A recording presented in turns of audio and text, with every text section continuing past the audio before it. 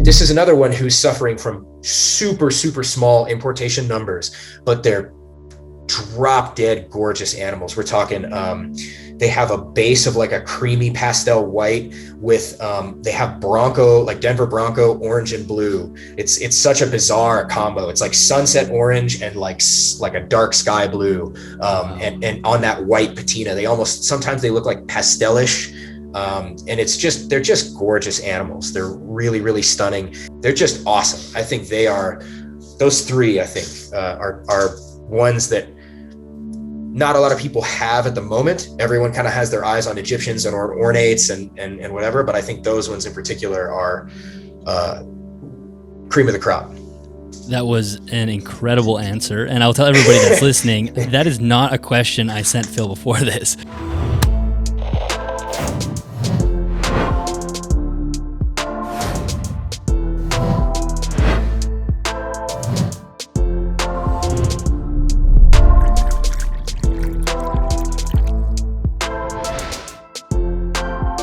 This is episode number 98 of the Animals at Home podcast. My name is Dylan Perrin. Thank you so much for tuning in today. If you are a regular listener, then thank you so much for your continued support. And if you're new to the podcast, then welcome to the show. Today, I'm speaking with Phillip Lietz. Phil is one of the prominent Uromastyx breeders in the United States. I think he's really one of the only ones that's actually working with almost all of the Uromastyx species. Now, if you're somebody who isn't into Uromastyx or you don't know anything about them, then this episode is for you. It's also obviously for people who are into Uromastyx as well, but even if you know nothing about them, you will be mind blown by this episode.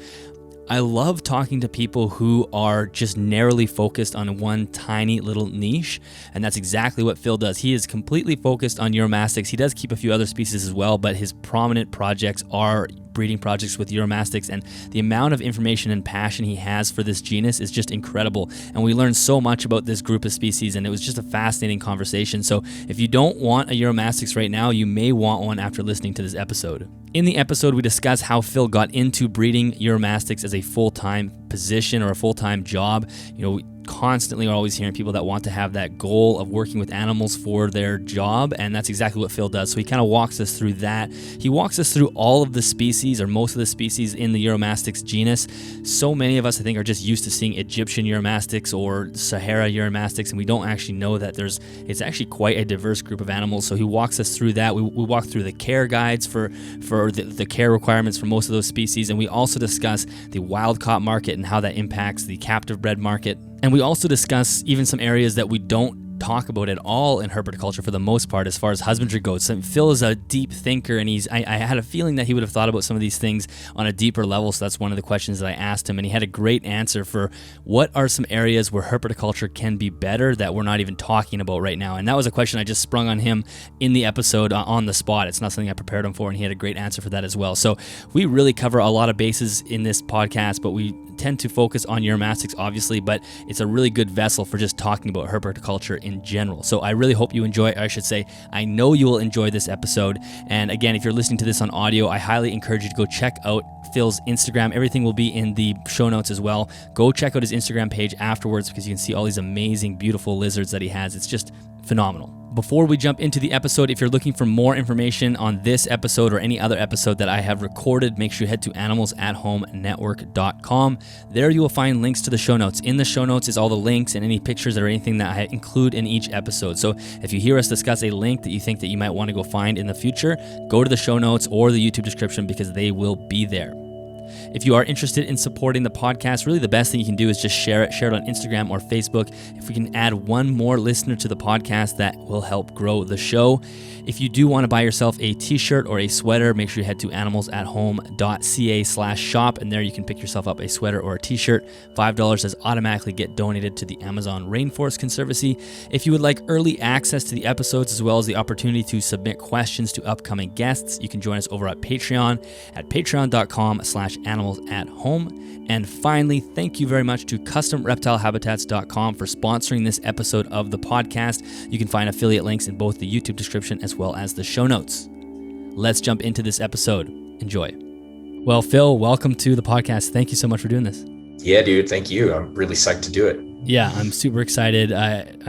Your collection is amazing, and the work that you're doing is incredible. And I think it is very niche in the reptile hobby. There's not a lot of people working with arids, so I'm definitely excited to get into that. So tell me a little bit about how you got into keeping reptiles in the first place. Where did this all start? Sure. I think it's a fairly typical answer that pretty much everyone in the reptile community says is I was really, really into dinosaurs for a long time.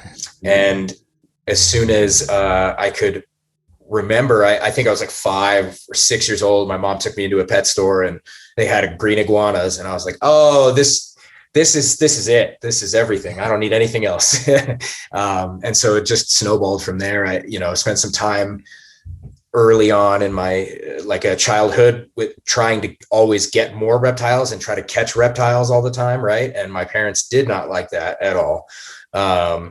And my mom was pretty supportive of it. She let me have a few pets, but it was kind of fighting an uphill battle for a long time. In high school, I bred bearded dragons that's how I got into it. I transitioned from just your regular keeping of stuff. And I remember, sometime in 7th to 8th grade, I went over to a friend's house and he had been breeding his bearded dragons. And I was like, you can do that? You can breed stuff? Like you can do that whole thing here in the house. You don't have to go find it.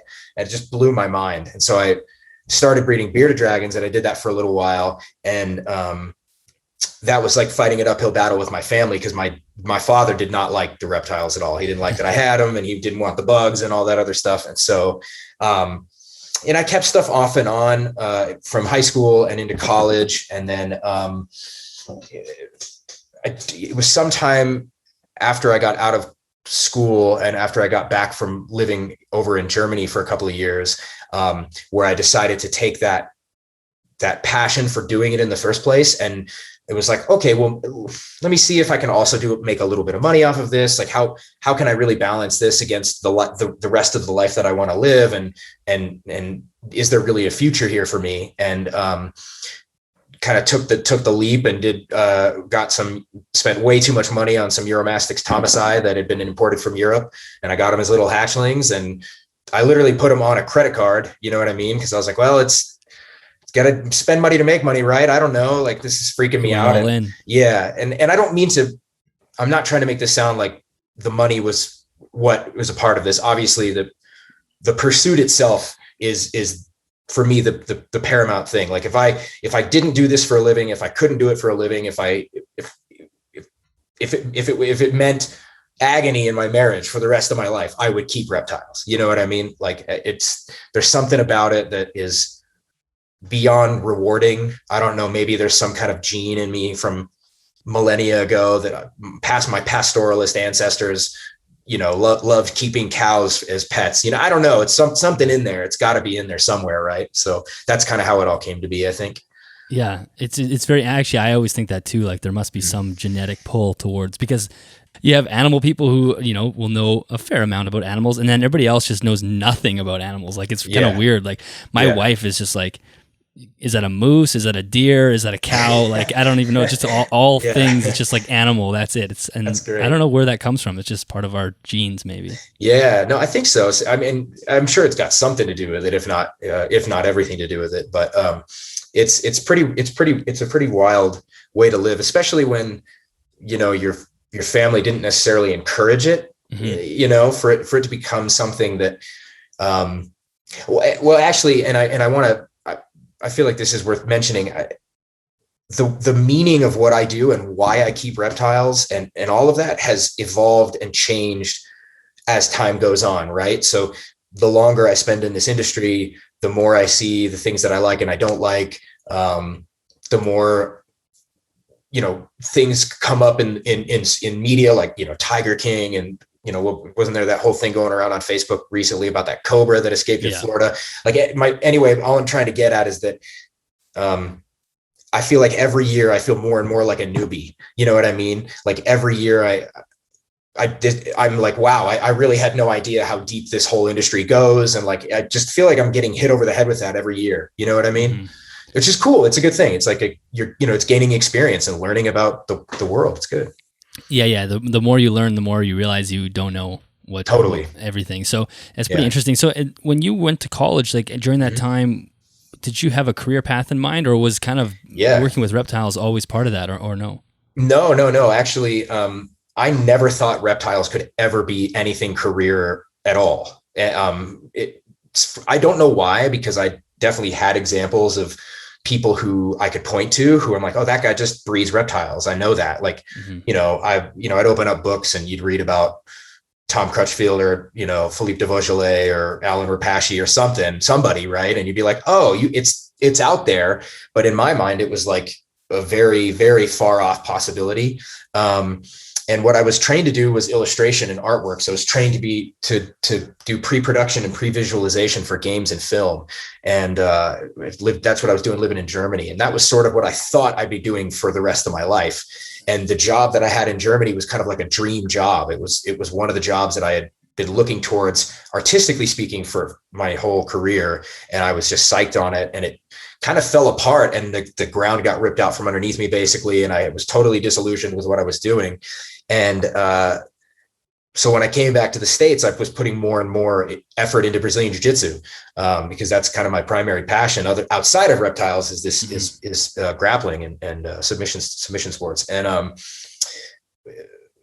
while I was putting all my effort there, and that was where all my money was going and all my sweat and blood and everything, that's where all that was going.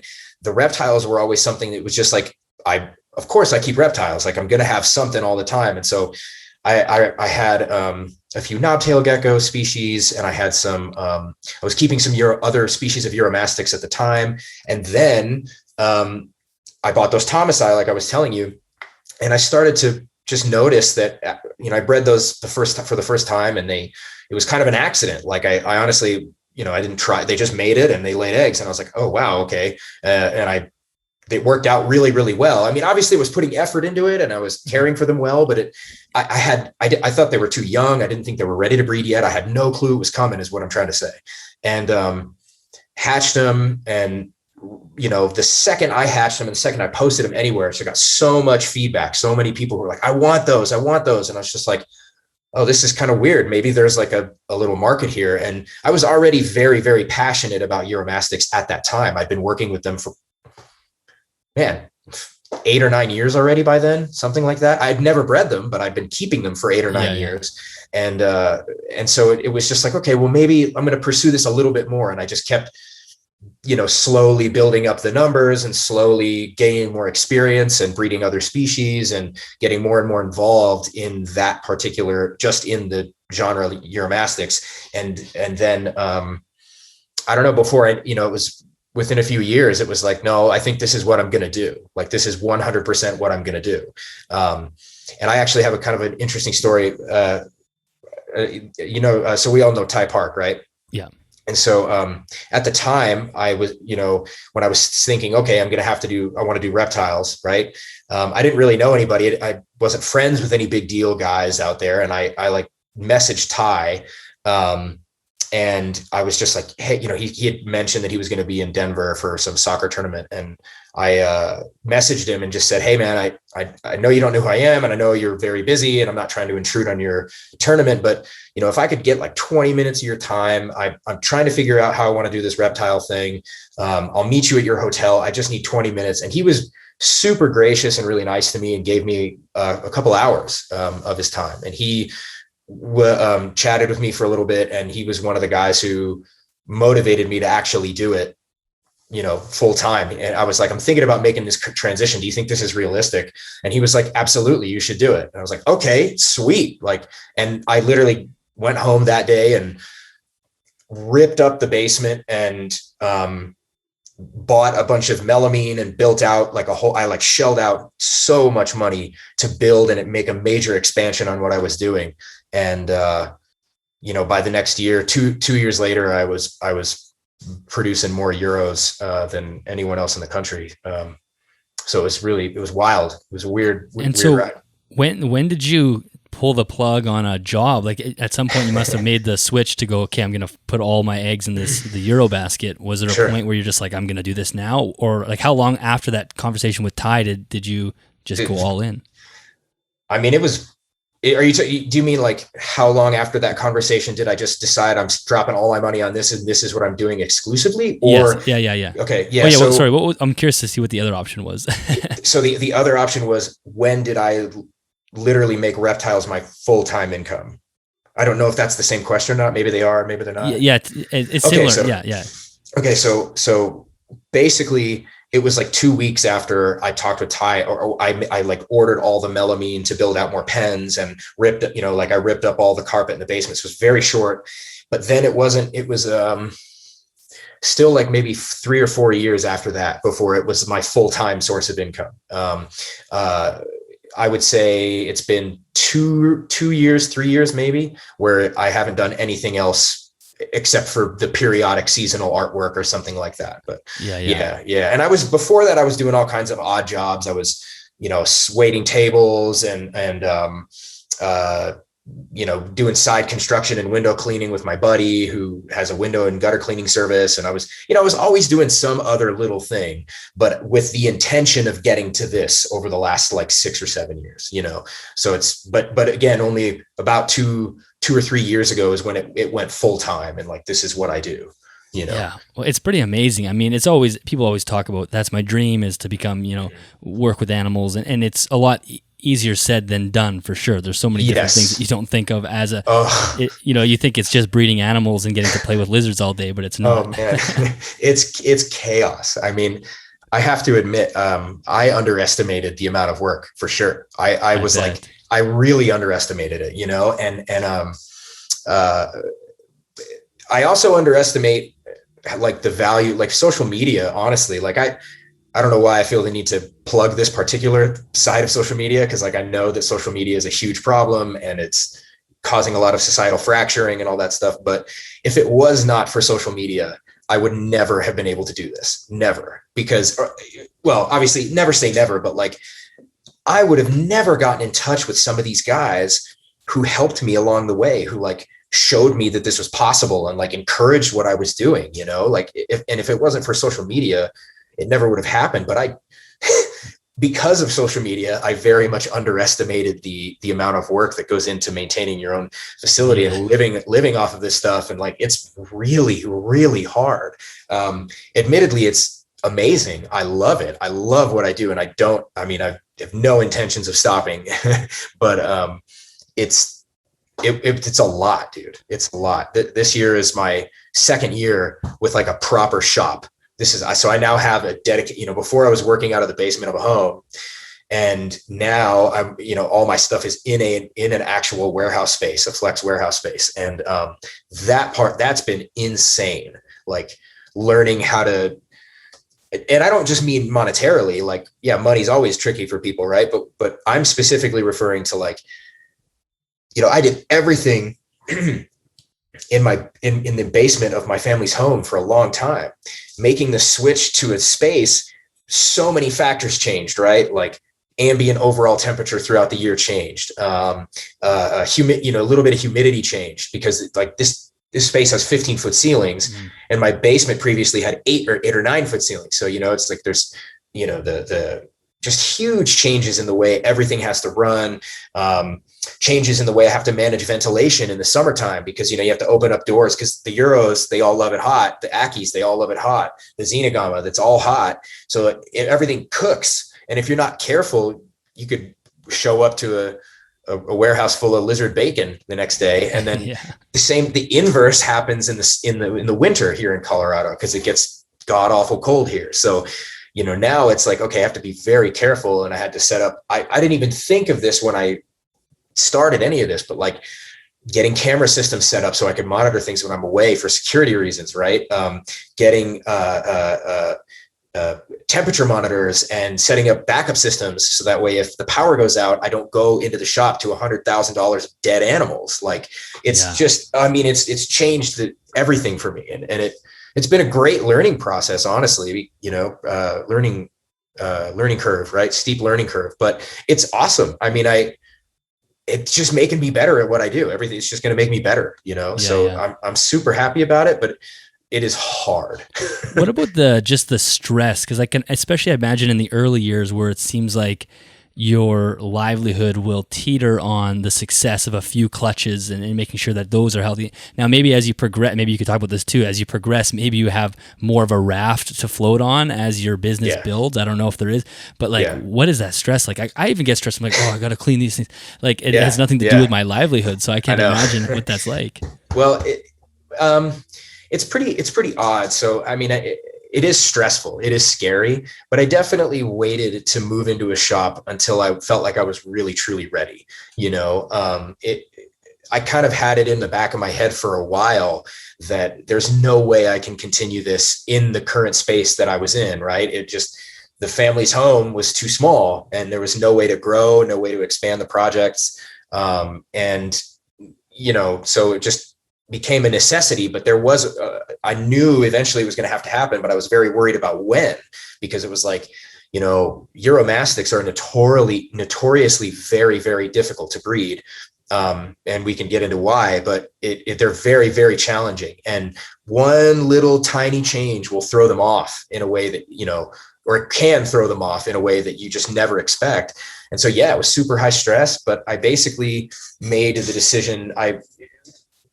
The only time I felt comfortable pulling the trigger on actually getting it proper facility was when I said, okay, I have a sufficient number of animals here that even in a bad year, I can still make rent. It's okay. You know what I mean? And because you have to, because bad years are going to happen regardless. Like it doesn't matter. Right. I've had a few of them now, and each time they've happened, they've been so devastating, like utterly devastating, but I've always learned so much. And I'm really grateful for that experience, because it wouldn't give me the same confidence that I have now. So you do build like a raft for yourself. Like as soon as things get a little shaky, you get better at balance. You know what I mean? It's just like weightlifting, right? You have to, as soon as you start stacking weight on your back, it gets real hard to get those reps, right? But the putting in the work is what makes those reps in the future possible. So it's been hard. It's been a real challenge, but I love it, man. Like it's only made me feel more alive and more confident about my future in this. Yeah, I imagine so. And so how much of the success do you think is also because you've narrowed in on such a small niche? I'm not sure how many people are working with Euros in the States, but obviously not that many, because you don't see a ton of captive breeding. Right. Very, very few. So it is, yes, some of what I can do is because I have a great niche, right? Or niche. I never remember which is the proper pronunciation. In Canada, we always say niche because it's technically a French word. So I'm gonna go with niche. Yeah, I'll go with niche. I think that's that's a good instinct. But so I think some of my ability to do what I do is because I'm having success with a group of lizards that is not well represented yet.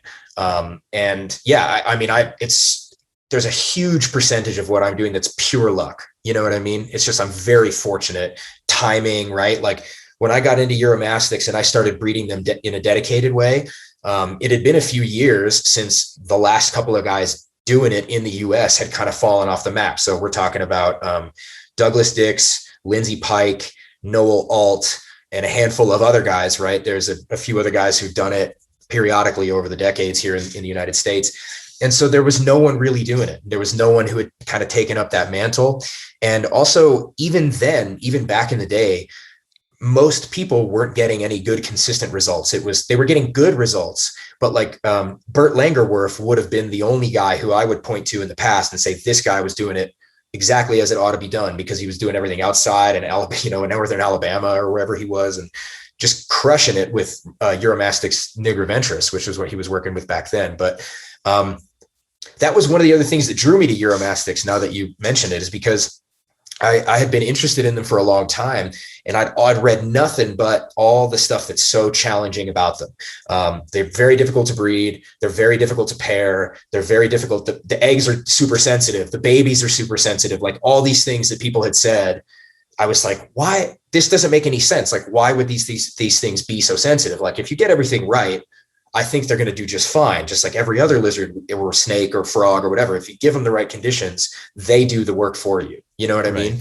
And so it was like, okay, how do I, that drew me to them. And that was another thing I had to do before I moved into a proper facility, was like, I need to know that I can do this repeatedly. So I had bred stuff consistently, like I had bred many species consistently for multiple, like 3, 4, 5 years before I had moved. Right. And some of them, like Thomasii and Ornata, I'm coming up on 10 years of breeding those, like, which is totally weird to even think about. Like, I can't, that's very bizarre, because I still feel like I just hatched them for the first time like a year ago, but it was, you know, it's like 8 or 9 years now. So it's like creeping right up there. And yeah, so I think there's a certain element of luck in what I'm doing. But you mentioned not many people work with Uromastyx in the States, and that's true. Now, there are more people now. So I would say that I'm probably the largest for now, but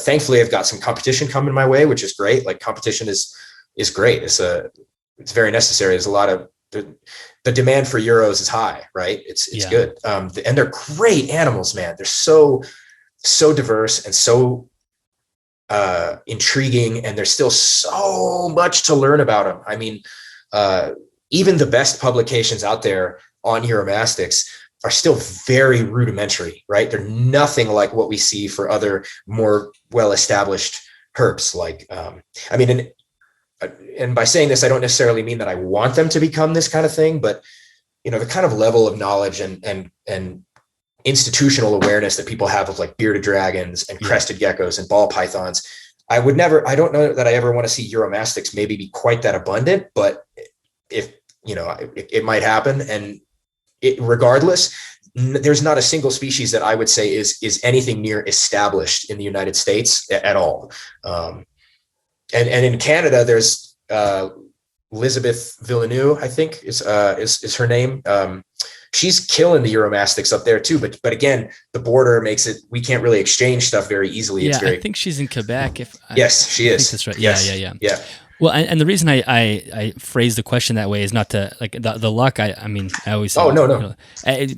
Because what I see all the time with people who want to breed reptiles for a living, they go, well, I'm going to breed ball pythons, and I want to breed ball pythons, and I'm going to make morphs, and I'm going to try to get money that way. And I think there are so many other species you could go after something that's a lot smaller, that's not totally saturated in the market, and you will have a lot easier time establishing yourself as the breeder that breeds with those. Like, you could have a ton of breeders working with Uromastyx, and it will still be a tiny fraction compared to the bearded dragons and the ball pythons. Right. That's true. And well, the other thing too is, we were talking about social media a little bit ago, right? And I think social media is like another reason I'm able to do what I do, right? If it wasn't for that, there wouldn't be as many people. I couldn't get as many eyes on Uromastyx, right? But that's a huge boon for the entire industry, because now I follow guys on Instagram and Facebook who are doing like one thing, like one weird, obscure, like, who's this guy? I can't remember his name. I'm blanking on his name, but on Instagram, I think he's at Indicator Species. This guy's breeding those little purple, they're a little frog, man. I'm not very versed with the amphibian, so I can't remember the Latin on these little purple frogs that he works with, but it's amazing. It's just, and it's like this one obscure frog species, right? Like, you could do that for so many different reptiles. I think that's kind of, there's some part of the future of herpetoculture that is people who do like very specific stuff, right? Yes. Yeah. And this might be like something, what I'm doing with Uromastyx might be like a contemporary incarnation of someone who's able to function well because of I have a niche market. So I think you were spot on with that. You know? Yeah, I think it's almost an uphill battle to start breeding a species that everybody else is breeding. It's like, how are you going to carve a spot in the market for yourself? So, well, I think that really lays out the foundation. I think that's a perfect way to introduce how you got into this and why you're doing it. Now, let's talk about Uromastyx, because they are a fascinating species, and I think they are actually fairly unknown in the hobby. We see them once in a while. You see, what I didn't realize is most of them are wild caught, and we typically only see like one species. And so people, when they picture Uromastyx, they picture one species and that's it. And there's just so much unknown. So maybe you can just like start ripping off some facts. Yeah, sure. So, Uromastyx, depending on the current state of classification and all of that, there's anywhere from like 16, 17 to 22 or so species of Uromastyx that exist from North Africa in Morocco across North Africa into the Middle East, and then some of them stretch into India and Pakistan. And there's another genus that got split off from Uromastyx a few years ago called Sara, and that's got 3 species in there. So you have Sara, Loricata, Osmusi, and Hardwicki. Now those ones, unfortunately, are not really present in the U.S. I mean, there are a couple of people who have some Sara, but we're talking very, very small numbers, and we, who knows, very, very, very tiny numbers. So who knows how long they may or may not be here. But even the Uromastyx as a whole, because of the countries in which they originate, like some of those North African and Middle Eastern countries, they're conflict zones, right? Mm-hmm. And so there's a lot of, you can't get stuff from here, there, or wherever. And so, and that's changed a lot over the last 30 years. So that's resulted in very, very sporadic and irregular shipments of lizards. And we're talking, some, like, for example, Uromastyx mcfadeni, which they technically, I don't even think they really exist. I know 2 people with lone males, but that's it. But it's this species of Uromastyx that doesn't really exist in the United States. I think they've come in once, just once, right? Never again. They come from Somalia, so it makes sense, right? It's a fail state, right? So but then you've got others like Saharans, which are Uromastyx genera, which are the ones that everyone's used to seeing very commonly at expos, the red and the yellow, or the orange and yellow, and the same species. They just occur in 2 color forms, and they are imported by the tens of thousands every year. But even those, very, very, very few of them make it into suitable homes, let alone breeding homes. And some of this is due to the kind of onerous assumption that they are like bearded dragons, which they are not. They have, obviously, just like any desert reptile, they bear some resemblance in care, but it's pretty base level resemblance in care, and it gets way more complicated after that. But because of these things, and we just have seen so few go into good homes, and then even fewer going to breeding homes. And then out of those people who have decided to dedicate any time to breed them, there's been low success, low consistency, and low longevity.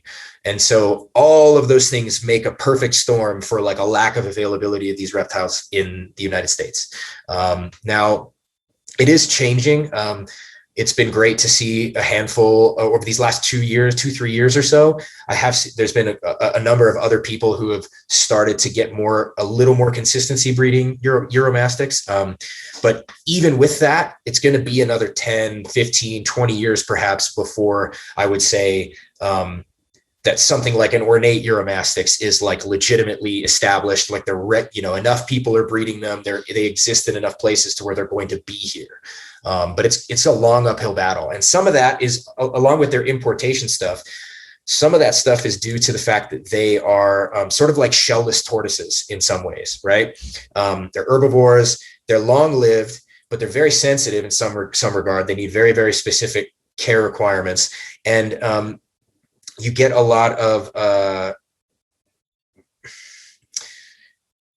like, you only have so many chances to get these things to breed, right? If you can barely get them to survive, getting them to breed is going to be even harder. Exactly. They take a long time to reach sexual maturity. So we're talking 3 years minimum, and that's a fast growing Uromastyx that hits 3 years sexual maturity. Males can get there a little sooner, of course. I've had little yearling males make efforts at mating with females and seemingly worked. So, males can get there quick, but females, you got to wait 3 years or so. And some of that is due to just regular growth rate. Some of that's the fact that they take certain seasons off and don't grow at all. So they just sit, they just sleep all winter. So they take a long time to reach that. And they only breed once a year. You have a couple of species that will double clutch, but it's rare and it's not really good for them. And they're smaller clutch sizes, except for a couple of species, your max clutch size sits somewhere around 16 to 18. You do get some outliers where you get some ornates and nigroventris and flavofasciata that lay higher numbers in the 20s and even up into the 30s. But these are bigger animals. They're older probably, but your average clutches are going to be 18 and below. sometimes even fewer. So for like the smaller species, Ocelota, McFadeni, Thomasi princeps, if you get a clutch of 14, that's a huge clutch, So one animal, one time a year they breed, low success rate with those who do it, plus their sorted importation history they're just so hard to get a hold of. So why is it that just is it the Sahara Uromastyx you said is brought in at such high levels? Is that just because they're so abundant in the wild and they're easy to catch, or what's the reason there? Yeah, so it's that, and it's their country of origin. There's no conflict, there's no restrictions on where they can be collected from. And so over the years, you'll see some people kind of skirt some of those regulations by collecting animals in a neighboring country, bringing them into a country where it's totally cool. Like, Egypt, a lot of stuff comes out of Egypt. And so if you can get a Uromastyx in Egypt or like at the border and get it over there, then you can get stuff imported from there. But it's mostly due to country of origin and a little bit of, I'm sure there's some CITES restrictions in there, but those are sometimes not always skirted. That's true. Yeah. How difficult is it for you to compete with the wild caught market then? Because I guess obviously with many of the species, you don't have to compete as hard because they're not coming in at such volumes, but there obviously are some species where you are going to have to compete. And those are the animals that we see in like the PetSmarts and the chain pet stores, and people just go home and like you said, they just care for it like a bearded dragon, and the animal probably dies. That's the frustrating thing about the wild caught market, is it's sort of just feeding an endless cycle of animals that are probably just going to have early demise at some point. Yeah, that's a great question. So there are a few ways I think I compete with that. The first is that because they are relatively sensitive animals with relatively specific care requirements, I see a lot of people who take interest in them initially and then fail with their first one. Like the number of people who bought their first Uromastyx at an expo, and it was an imported Saharan, and it was emaciated when they got it, and it struggled for 2 weeks and then croaked. I mean, but they put they spent like $350 on the setup. And so then they'll go looking around for captive bred, and they'll find someone like myself or another breeder, or someone who's just taking better care of their imports. And so I don't find it too difficult to compete in that regard. So there are two species that are imported regularly that I breed, and that's Saharans, that's the Uromastyx jeri, and Egyptian Uromastyx, right? So Uromastyx aegyptia. And the other way I compete with that importation market is I show the animals as they're supposed to, like I show the best side of those animals. So you go to any importer's shop or their table at an expo, there's not a chance in hell their Euros are going to look anywhere near as good as mine. There's just no way. And so I know I know what they need to look like. I know how to make them healthy. I know how to show them at their best. I know how to take good photos, and I can display that. And I can say, like, I have a lot of experience with them. And I think that, I think people who are interested enough to buy all the stuff for a wild caught don't want to give up that easily. So they're going to go seek something else out. The other thing is there is a growing awareness. Like I'm getting an increasing number of emails from customers who know about the importation problem in reptiles and want to buy captive bred. Yes, they don't mind spending extra money to get captive bred. That's right. Yeah. So I think that's one way that I compete. And I also, it's like a double-edged sword, right? Because all of my foundational animals, all the animals that I got as breeders, they're all wild caught. Of course. You know what I mean? And but that's the only path to have them in captivity and then slow down those importations from the wild, is to breed them more, and I don't mind, like, it doesn't bother me that my animals cost more, like it's very rare that someone comes to me and says, what do you mean it's this much? I can go buy it from the expo for whatever. I'm like, go do it. That's fine. I don't care. Like you want to do that because you're not thinking about what you're talking about right now. You're just trying to haggle with me and you're losing. So it's like, so what? And I have, again, this is another luxury of the demand for Euros. The demand is such that I can be picky. I can be discerning, and I can I don't have to sell to anybody. I can hang on to my stuff, So I think all of those things allow me to compete with that market pretty well. And I know some of the species actually get quite large, and this is where there's a little bit of an awkward animal to be in like a regular pet store where a kid can go home when it's just like 6 inches long, and they go, "Oh, this is great! You feed it lettuce, and that's all you have to do." And then they get like 2.5 feet long and can be aggressive and it's like a sulcata, right? It's just you get a little 5-inch tortoise and it grows into a 400-pound monster one day, right? Like they're awesome. I love those tortoises, by the way. But no, you're right. So Egyptians, those are the largest species, and those are the ones that they can reach. The largest I've ever heard of or seen recorded, like legitimately recorded, is 32 inches. So I think that's about the max end of their build. Everybody says, oh, they can get 3 feet. I don't think that's true. Never actually seen any evidence of one that was legitimately 3 feet. Get a lot of fish tails from people, but that's about it.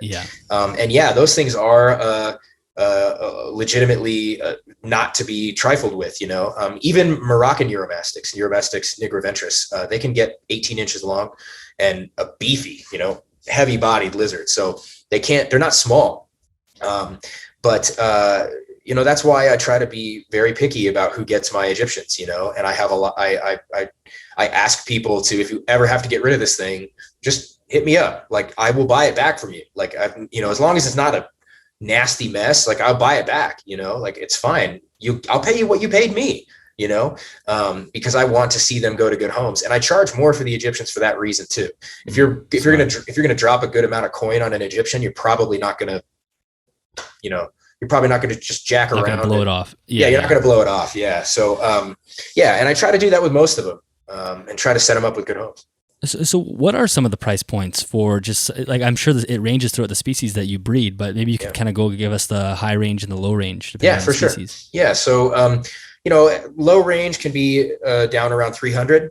And then high range can go up to like 900 for hatchlings, and depending on the species, right? Like Uromastyx princeps and Thomasai are probably the two most expensive ones I have, and I keep them up there. Yemenensis also usually around 750. That's just due to their rarity, and they're just breathtaking beauty. They're the best. But then you go all the way down to like the more common stuff, but I try not to let the price get too low, just for some of the same reasons we were just talking about, which is I don't care that you can buy a $75 JRI from an importer. It doesn't matter to me. Like it's not the same animal. You're not getting the same thing. You're paying for a quality captive bred animal, and you're paying for like consulting with me for the lifetime of that animal. You know what I mean? Exactly. I know it sounds a little business minded, but it's not meant to be. It's meant to be welfare minded. Like yes, it can. One of the stresses of the job is like my customer base grows all the time, and so. But I've worked very hard to give every one of my customers attention. If they have any questions about what they're doing or what might be wrong, or if something's not working out right, I will always talk with them and give them the time, because it's worth it, And so in my mind, that fetches a higher price tag too. Of course. Yeah. And like you said, people are gravitating this way anyway. So people are sort of already primed to want to spend more on captive bred. So is there a species within that sort of flight of species that isn't that popular, that would be a good popular animal? Like you're saying, the Egyptians and the Saharas are maybe not the best because of the size. Is there one that is a little bit smaller that would actually do well, or are the smaller ones more sensitive and more challenging? So that's a really good question. I think that generally speaking, they're all pretty much the same in that regard. So, and what I mean by that is, I think for years, the general vibe in the Euro community has been, these are the species that are more forgiving. These are the ones that are more sensitive. But from captive bred animals, I don't think that's true at all. I think they're all quite forgiving if you give them the right setup. Now, I may be a little bit, what's the word? Not jaded, but I may be forgetting how tricky it can be to set them up very, very well. But you can give them there's a pretty decent range of ways you can care for a Uromastyx, and it'll keep them happy and healthy for a long time. So it's like, wild caught is one thing, but I don't think any one species is any more hardy or sensitive than others. I know there are guys who disagree with me on that, but I would say there's 2 species of Uromastyx that I think three that I think are less popular than the rest, but way, like the dark horses. People are sleeping on them. So let me just tell you some of the most popular ones first. Some of the most popular ones I have are ornates, far and away the most popular Uromastyx out there. And I totally get it. They're absolute stunners. They're bright blue and green with crazy fluorescent highlighter colors. They're incredible. They look like a Lisa Frank lizard, man. It's crazy. Thomasi, because they look like jewels of the Omani desert, and they're so beautiful, and they're small, and they tend to be pretty relaxed. You know, they're not very crazy, wily Euros. And then the third would probably be Egyptians in terms of popularity, right? But if I had to say the three that I think people don't pay enough attention to are Uromastyx yemenensis, Uromastyx princeps, and Uromastyx nigroventris. So that's the Moroccan Uromastyx. So the Moroccan Uromastyx is the one that everyone used to have. That used to be the one that was imported most frequently. That was what Bert Langerwerf was breeding at Agama International. Those things were all over the place. But they've kind of fallen out of favor. And I think some of why that is because of availability. It kind of dropped off a little bit for a little while, but also because nigroventris don't show color for a long time. They don't get, when you buy a little hatchling nigroventris, when they hatch out, they're brown, drab little babies.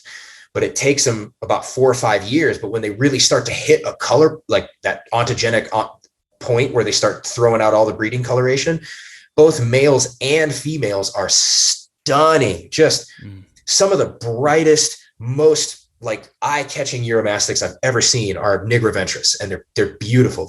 They come in either like an orange, kind of orangey red, and a lime yellow, and then there's a bicolor where it can be like kind of one color with the other color a little subdued, but of either one. So you can have like a base lime with orange highlights, or a base orange with lime highlights, and then you can get there's a particular group that's floating around in herpetoculture in the US right now, where they have like these light blue flecks like along their neck and their face and on their chins, and then the sky blue can sometimes fleck onto their sides on their flanks, but it's like a very, very light like gray blue, you know what I mean? And they get a little larger, but they live for a long time. The record for a Moroccan Uromastyx longevity in captivity was an animal that died at 52, 53 years old in a zoo in Germany. And it was imported as an adult. So it had lived those 52 some years in captivity, and it had reached adulthood before it got to that age. So, you know, these things, they're again, tortoises without shells, right? They can really live for a long time. So the other one was Uromastyx princeps. Now, Uromastyx princeps is from Somalia. They're a dwarf species, so they don't get very big, and some of that's due to their tails. They have those like explosion of spikes rather on the tail, which kind of sets them apart from the rest of them in that their tail's really intense. But they're some of the reason that not a lot of people pay attention to them is because right now they're rare, and they're not they're just not. There's been 2 people to produce them in the United States, myself and my friend Damon Gee. And then this year there stands to be, I think, 1 or 2 more people, but there's so few people who breed them that there's just not a lot of visibility. But the other thing is that they're not the bright, gaudy colors of the rest of the genus, right? They're slightly more subdued. They're like green and gray blue, and it tends to be just a little bit subdued, but man, they're a beautiful lizard. They're really stunning. And, those, for my money, are some of the most like active, interactive, intelligent. They're bird-like, you know, they kind of have like an alertness about them that it sets them apart a little bit from the rest of the Uromastyx. And they also, because of where they come from, equatorially speaking, they don't have a huge slump in the winter like a lot of other Uromastyx do. So they tend to maintain a higher level of activity throughout the year. So they're more interesting for people, right? And that's an example of a species that a lot of people in the Uromastyx community think are very sensitive. But in my opinion, they're one of the easiest species. I mean, I know it sounds weird to some people, and I don't mean it in an arrogant way. I'm just saying, like, those ones have, as soon as I got them as soon as I got a viable pair and they started breeding, those things have been bulletproof, like just kicking ass, over and over, breeding, no problem. The females have no problem with it. The babies grow and just kick ass, and they're strong, tough little things. So I think they're excellent candidates for great pets. Now, the last one is Uromastyx yemenensis. And this one is an example. This is the rainbow Uromastyx. They used to be classified as bentai, but they got split from bentai a little while ago. And this is another one who's suffering from super, super small importation numbers, but they're drop dead gorgeous animals. We're talking, they have a base of like a creamy pastel white with, they have Bronco, like Denver Bronco, orange and blue. It's such a bizarre combo. It's like sunset orange and like a dark sky blue. Wow. And on that white patina, sometimes they look like pastelish. And they're just gorgeous animals. They're really, really stunning. And all the captive bred ones that I've hatched have been really mellow. Maybe they go through a little bit period of skittishness, but as soon as they get to like a stable adulthood and they start gaining you start gaining their trust and stuff, they are so interactive and interesting, and they're just awesome. I think those three, I think, are ones that not a lot of people have at the moment. Everyone kind of has their eyes on Egyptians and ornates and whatever, but I think those ones in particular are cream of the crop. That was an incredible answer. And I'll tell everybody that's listening, that is not a question I sent Phil before this. I always send a couple of questions off. That was just one that popped in my head now. Yeah. That was as if you've rehearsed it, but that was an amazing answer. So that's great. You can tell how much passion you have for them. Thanks, man. And that's the funny thing about reptiles in the trade is the ones that are popular often are the ones that are just easily imported. And people gravitate towards them. They're the ones we see, but there's so many other ones that would be better, especially in the Euro example, ones that are small or maybe a little more mellow. And it's pretty interesting. So maybe we could talk a little bit about now, since we're talking about species diversity, maybe I'll just quickly ask this. As far as their native habitats and native range goes, are they living in very similar habitats as far as just the landscape, or does that vary quite a lot? Yeah, no, it varies a lot. So that's a really good question also. So I want to preface this by saying that so far, I don't necessarily I spent several years caring for all of my Euros essentially identically, and they all did very well under the same kind of setup. So it's not to say that they won't do well in a given setup. It's just to say that there are definitely major variations. So animals such as Uromastyx ornata, yemenensis, ocelota, and McFadeni, but they don't exist here anymore. And princeps, let's leave princeps out of that one, actually. So ornata, ocelota, yemenensis, and philbii are all like cliff face rock dwellers, sort of like American chuckwallas, right? So they're living on rocky outcroppings and cliff sides, living in crevices and probably in some burrows, but mostly in rock crevices and things like that. So those guys are excellent climbers and really benefit from a lot of vertical space. They also eat I think it's acacia trees or acacia bushes. There's lots of photos. And in fact, the background on my phone is a Uromastyx ornata in the wild eating flowers off of a tree. They can climb really, really high. So wow. They don't look like climbers. No, but they're very, very good at it. I almost included Uromastyx princeps in that group, but they're not cliff dwellers. The area they come from in Somalia is more like shrubland and like more collared lizard type territory. So like, boulder piles and things like rough, that. Rugged, but not vertical. Yes, that's right. Yeah. And but they are also very, very good climbers, very good climbers. So I give my princeps, my ornata, my yemenensis, my philbii, my ocelota, I give them all a lot of vertical space if I can. And then you have other species such as the dispar complex, which is Flavifasciata, Maliensis, dispar, and Saharans and Jeri. They are much more like low level, like closer to ground dwellers. Some of them there's photos of Flavifasciata and Egyptians, by the way, on like basically sandy, rocky, gravelly loam. And they dig burrows under rocks and then come out and bask on the boulders and then eat like little low grasses. Thomasi are the same way. If you've ever seen photographs of Oman in the wild, actually, I don't know if you can see it, but there's my friend Frank, there's a picture of a Thomasi in the bottom picture, and it's flat. It's just flat nothing with little river rocks. It's just all river rocks and it's just flat. It looks like there's nothing there. It looks like the surface of Mars. And that's where Thomasi come from. They live in little burrows in the ground.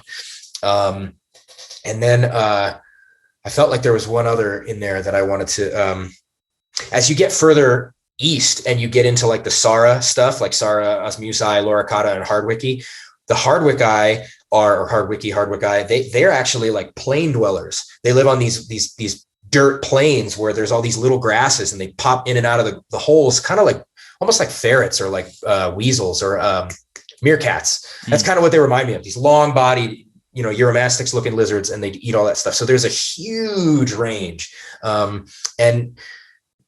at the end of the day, they're simply desert reptiles, right? So there's a certain level of base care that you can give them, and they'll all do well under that. Gotcha. Yeah. Yeah, no, that's amazing. So yeah, we'll come back to the care because we'll kind of break that down in a little bit. But before we do, let's get into the breeding a little bit. So maybe you could describe what your facility looks like and kind of how you're operating it, and then what the enclosures that you have them in, and sort of the setups that each of them are in to have the success that you're having. Sure. Yeah. So my space is basically just an open floor plan flex warehouse, and I have rows of wooden platforms that are it's literally just plywood sitting on cinder blocks. And that's my base. And then I put various types of cages. Sometimes they're like aquaculture ponds. Sometimes they're melamine boxes. And sometimes what I had to do is, because I had to do this in kind of a pinch, I took those blue kiddie pools that you can buy from like Walmart or Home Depot or wherever. And you take two of them, I cut a hole out of the bottom of one, flip them over, and then rivet the lids, the rims together. And so it creates this double tall, because a kiddie pool would be a perfect dimension for a reptile, but it's just so short and the Euros can jump out. So I just double up. So they're about 20 to 24 inches tall. And then over that, I have a wooden rack. My craftsmanship's not that great, but that's okay. But it's this wooden rack that goes across the top of all the pens, and the lights hang from the top. So what this gives me is, it gives me the whole room will go up and down with temperature in the seasons. And that also gives me a ton of ventilation. So I think one of the places where people go wrong is they keep Uromastyx in a fully enclosed front opening cage, which there's not necessarily anything wrong with that. And I think you could definitely do that for Uromastyx, but the ventilation is a real problem. I don't see a lot of people with it's really hard to get a good thermal gradient in cages like that, because you inevitably, the side of the cage is supposed to be cool, just bakes, gets up into the mid 90s and even higher sometimes in some people's cages that I've seen. And then but in mine, because of everything's open top plan, there's a huge range of temperatures. My guys can get everywhere from about 125 to 130 tops in the basking zone, all the way down into the low 70s. Especially at night, obviously, and in the wintertime, and in the wintertime, even lower. I've got, sometimes it gets down to in the low 60s, and sometimes even really, really high 50s in the cold nights during the winter, when we get negative temperatures outside. So as far as, what about the ones, the species that you were saying that need more vertical space? Do you just have higher walls, and how are you accomplishing that? Yeah. So it's basically just taller pens. So they're super tall pens, and I keep all of the furniture and everything is kind of localized towards the center, because a lot of my cages are circular. Yeah. So they can't hit the walls. Now, I definitely have had escapees, but that's just been because I underestimated. It's usually been young ones, and I underestimate their growth, and then they can hop out of some of the brooder pens that I have. And so it's only happened like maybe 3 or 4 times, but when it has happened, I just pull them and I'm like, all right, you need a bigger cage. So I put them in a bigger pen with higher walls, and that's it. So why do you think they are so difficult to breed in captivity? Like you said, you have success with them. You've just kind of been setting them up how you're replicating their natural environment and having relative ease breeding them. But you also said that people struggle with them. So what's going on there? Okay, so there's a few reasons why I'm fairly sure that this happens. The first is poor diet, right? So I think people tend to give them too much of like dry foods. So it's kind of a little bit of a trend in Uromastyx. You see people feeding them seeds, lentils and seeds, and lots of dry processed pellet foods and stuff like this. And while I don't think there's not necessarily anything wrong with giving them seeds because they clearly eat them and it's a part of their diet in the wild to a certain degree, I think people overdo the dry and processed foods. And then you couple that with improper temperature gradient leading to a really, really low metabolic, like lowly metabolized lizard. So they're unable to get the full range of temperatures and metabolic processes going on in their body to live full, regular, healthy lives.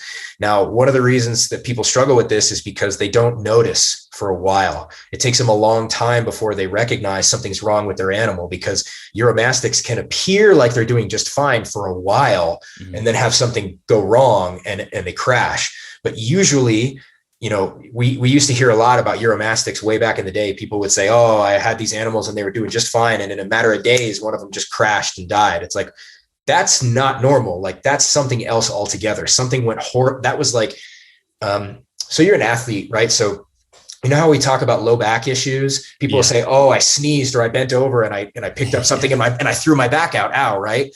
It was nothing. Well, that was years of imbalance that you've never addressed. And that was the straw that broke the camel's back. That's the same thing that's going on with people whose Euros crash super hard. It's something else was going on. But the number one thing and this is something it's pretty controversial because, I don't know, but it's super I don't know why this is such a big deal to people, but I think the primary thing is for breeding, long-term consistent breeding success, you need to keep your animals alone. You need to house them alone. Now, I've been kind of tooting this horn for several years. And when I first started doing it this way, I had a lot of people who were like, that's not necessary. You don't have to do it that way. And I get it. I'm not saying this is the only way to do it. But I'm saying in terms of like, if you want long-term success and you want repeat years of breeding, you need to keep your Uromastyx alone. They are notoriously territorial and aggressive to each other. And they are very, very difficult for even moderately experienced Uromastyx keepers don't know what to look for. They don't understand this, right? Now, I could point to, just to kind of try to steel man my argument here, I can point to some friends overseas. A really good buddy of mine, Camille Hammers in the Netherlands, Hammerhead Reptiles. He breeds Uromastyx. He's been breeding them longer than me. He was one of my mentors learning how to do it. Camille, you can point to him and say he keeps his animals in pairs and he gets excellent results from his Uromastyx. But what people who aren't friends with him or who don't follow him in what he does don't realize is that he has massive cages with multiple basking zones, multiple hiding areas, multiple food bowls. And he has empty cages in his facility all year round where he'll split stuff if stuff gets aggressive and when they have to. So he will be the first to tell you that if in a perfect world, you could keep them all alone, right? But I understand that a lot of people don't like that because they want to have them together, right? You can have more animals if you're keeping them in pairs, right? It's just the old thing. But I'm telling you, it is so stressful for Uromastyx to be together and to be forced to be together. You know, in the wild, this was talked about in Thomas Wilms's book on Uromastyx with regard to babies. So with baby Uromastyx, you catch a clutch of 10, depending on the species and depending on the setup and the things that you have going on. I'm going to give you 5 days to 2 months before those animals start tearing each other apart.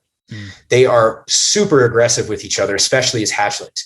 Now, the conjecture in all the literature I have ever read suggests that it's because where they come from is so sparsely vegetated that they aggress one another and drive each other away. So each animal has a sufficient territory to sustain itself, right?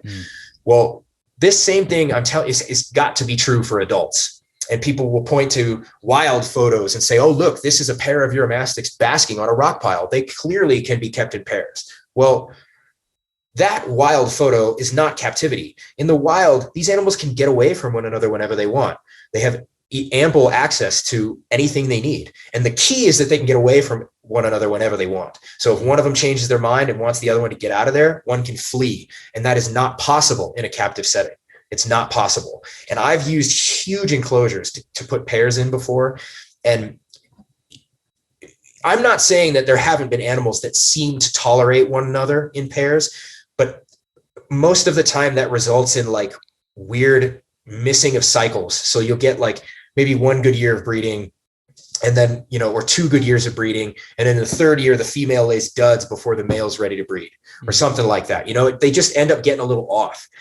And the reason this happens is because there's overt aggression between reptiles that we all know and know how to recognize, right? You see 2 lizards, they're turning on each other, they're biting each other's hindquarters, or, mounting each other and biting their necks or something, just chasing each other around the cage. That's obvious. But there's a whole different level of suppression and aggression and bullying that happens on like a way lower level. And it's not obvious and it's not noticeable unless you have a lot of experience. And so that's the other thing that I think this is the key when I say other people haven't been as successful getting consistent breeding. It's because they're forcing their animals to stay in pairs all year round. And I'll get all kinds of other excuses from people about why, they'll come to me. I've had a lot of people come to me and ask me, like, do you have any idea what might have gone wrong here? And the first thing I always ask people is, do you keep your animals in pairs? And almost all the time they say yes. I'm like, split them up. Like they don't want to be together. Even without regard to breeding, just the keeping of 2 Uromastyx together, and you're not trying to breed, and you got one that's kicking ass and one that's going downhill. It's a pretty simple equation, man. Like pull them apart, and wait, they share the same hide. They do this. That's the best hide in the cage. Of course, they're both going to use it. It doesn't mean they want to be around each other. It's that's the best hide. And in order to use it, they have to put up with one another. But that's got their cortisol levels high all the time. I think this is one of the things that leads to people getting bad clutches, right? And then this would lead into one other thing that I wanted to bring up, which is any female Uromastyx that's been transported or that has been recently imported. If you try to breed that animal in the same year that it got to your house, you're very likely to get dud eggs. You're very, very likely to get duds. Now, they may be fertile. The female might mate and eat and lay the eggs and have no problem, but the eggs are mostly going to fail. And it's for the same reasons. The baseline level of stress is too high. Something's not right. The animal's not happy. The males, it doesn't matter because they got one job, It doesn't matter. So those ones, it's not a big deal. But for females in particular, all of mine almost always have to have a full year in a new spot, like a full calendar year. They have to go through, either go through breeding or don't, and then go into winter, go through spring, go through summer, and breed again. They have to. Otherwise, it's just not going to work. And I had a whole year where this happened to me, like right after I expanded and I spent all this money on melamine and building out all my cages. I bought all these animals. I was finding them. I was getting them from import groups. I was finding them from other people, and I just bought them all up. And then the next year I got like 15 clutches of eggs and 3 of them hatched. Oh my God. It was awful. It was awful. And I've seen it so many times throughout the community, through the years. And even now, even after having all that, a lot of that behind me, I get new animals that come in. Either it's whether it's like a female Yemenensis that I bought last year because that species basically gone. I need every animal I can get. And I found one that came available. I snatched her up while I could. And she struggled this year. She bred, and I thought she had enough time, but she didn't. She laid a clutch of like 18 eggs, but she struggled to lay them. She scattered them all over. She didn't even bother using the nest box, but it was the first year she's here. I guarantee you next year she's going to do just fine. It's crazy. Yeah, it's really funny listening to you say, especially with the cohab piece, because it's almost like listening to somebody in opposite world where normally people are like, don't keep animals together because it stresses them out. And of course that's the problem. Where in the Euro world is the exact opposite. You're saying people have a tendency to try to keep them together. So is there an issue with, because they're becoming more popular and because there is a captive market for them and people are willing to spend that money, are you seeing kind of like weekend warrior type people just go and pick up a couple euros that they can find and then trying to breed just making all these mistakes? Is that a problem? Yes. It's really, really common. Like, I'll get somewhere on the order of like 5% of my inquiries every year from people is people saying, hey, like I want to get a pair, I want to breed, which is great. Like I love that enthusiasm. I want people to want to work more with these reptiles, right? But you definitely get people who, I want the reddest Saharan you got, and it's like, dude, they're orange anyway. Like people say red and yellow Saharans, but they're definitely orange. You know what I mean? But they just, they think they're going to just make a quick buck and then they disappear. The other thing that you see people who will, people will buy. So, in Europe, in my opinion, reptile guys seem to have a little bit more of what they're doing figured out. They take it a little more seriously.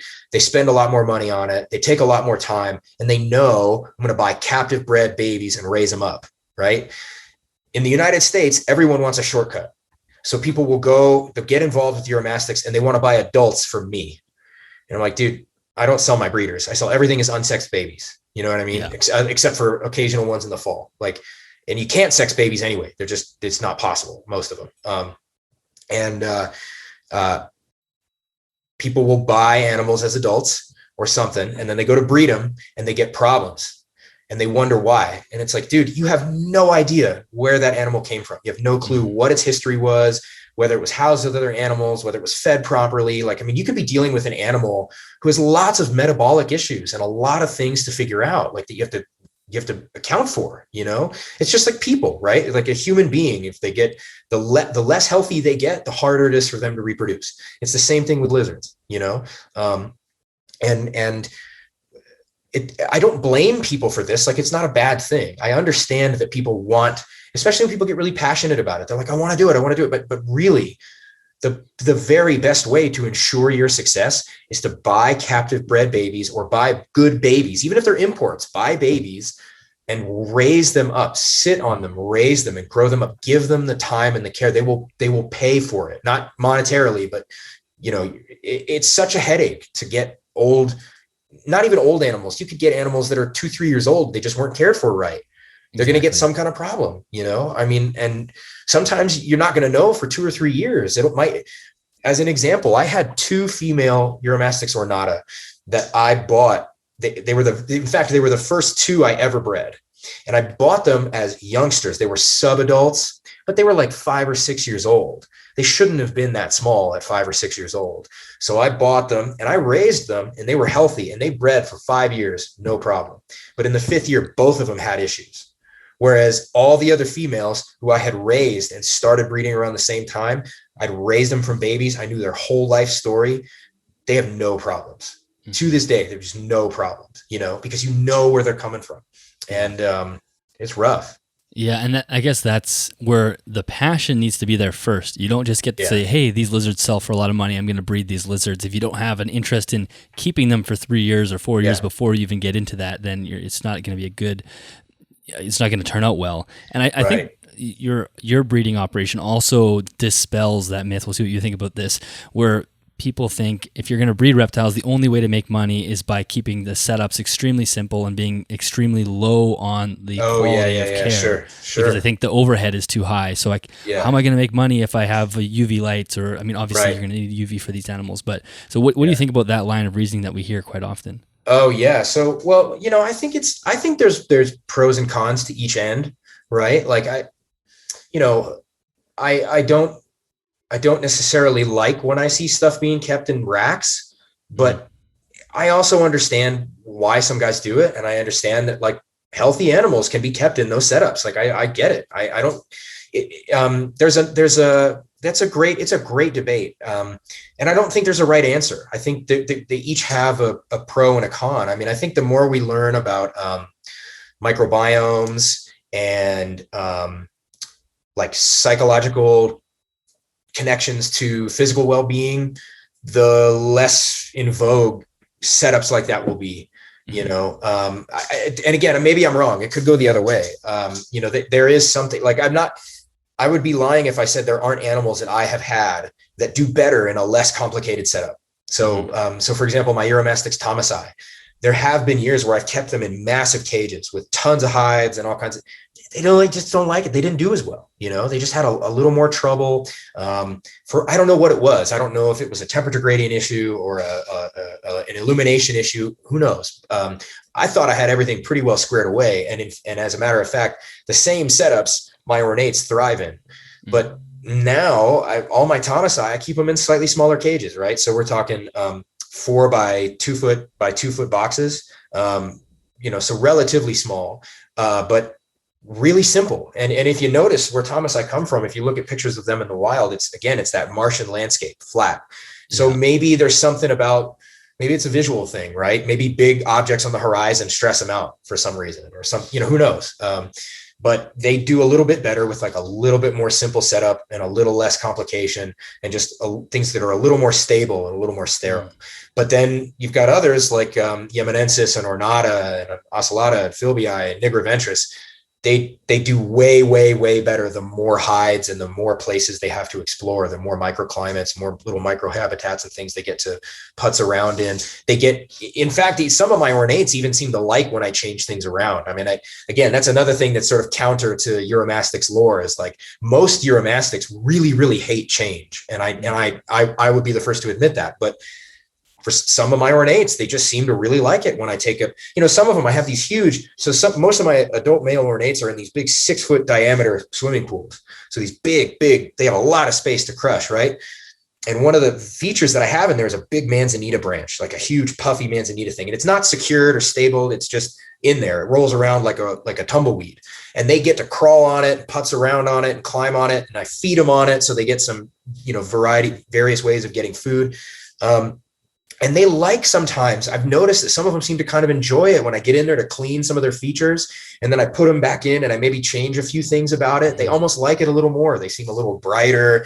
They're happier exploring things. It's almost like the change was good for them, and so I like to see that. And I don't keep my stuff anywhere near as elaborate and natural as some guys do, but I definitely go pretty all out with the setups. I've probably got 3 tons of rock and slate and roofing tiles and stones and logs and branches and stuff. I mean, it's a nightmare having to clean that stuff sometimes, because, you get a Uromastyx, you give them this is a total tangent, but you feed them spineless cactus.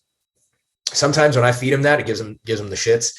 And so they'll splatter that one area of the cage from this new food. And so then I come through and I'm like, oh, I don't want to have to clean this, but it's worth it, because they really, really do. I mean, they're happier animals, they're not as skittish. I have some of the stuff that I keep in a much, much more simple, restrictive setup. They get a little more frightened, I mean, it makes sense. The stakes are higher for them. They've got 2 hiding places to go. And that guy who walks by every day and reaches in to grab them from above, it's just going to terrify them, and they're going to fly into the hides. Right. Yeah. But the stuff that has 30 hides to choose from and a big manzanita branch that they crawl up on, and I feed them from it every day, then they're happy as clams, they're really great. So I don't know, but I do get, there is a problem with animal welfare sometimes. Yeah. And I think the main point that I like to highlight is that it's actually still possible to make money, including features, including some naturalism. So it's not like it's an impossible endeavor. No. And it is something that you can do. I mean, if I was doing something else though, like if I was doing, I think there's a luxury with the desert reptiles, because all I have to do is get a bunch of rocks. You know what I mean? It's not like, I couldn't imagine imagine having like 100 Varanus prasinus, right? Those green tree monitors. Yeah. I mean, you'd have to, there would be so much capital that goes behind live planting, cork, and making if you want to do bioactive. I mean, conceivably you could get real crazy and make some intense setups that cost more to upkeep than you'd ever make off the animals. But the same thing is true of saltwater aquariums, but that's a base need. We recognize that in saltwater aquariums, there's like a baseline level of like chemical balance that has to happen for your fish to survive. Right. And with reptiles, there's this assumption that doesn't exist. And I think maybe eventually, like a guy who I really admire is Ron St. Pierre, and him and Heather out there in Florida crushing what they're doing.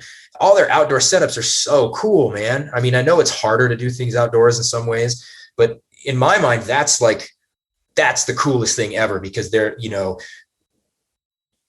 I would guarantee that, like, even if you took the sunlight equation out of it, like let's say that there was no sun and you had an animal outdoors and you were just artificially lighting it, that animal would be better or healthier, because they're getting like a natural interaction between the microorganisms of that plot of land in a way that a captive animal is never getting, Yeah. Now, this is a totally random question. You may not have an answer for it, but I just wonder, because it seems like you're somebody who thinks deeply about these things.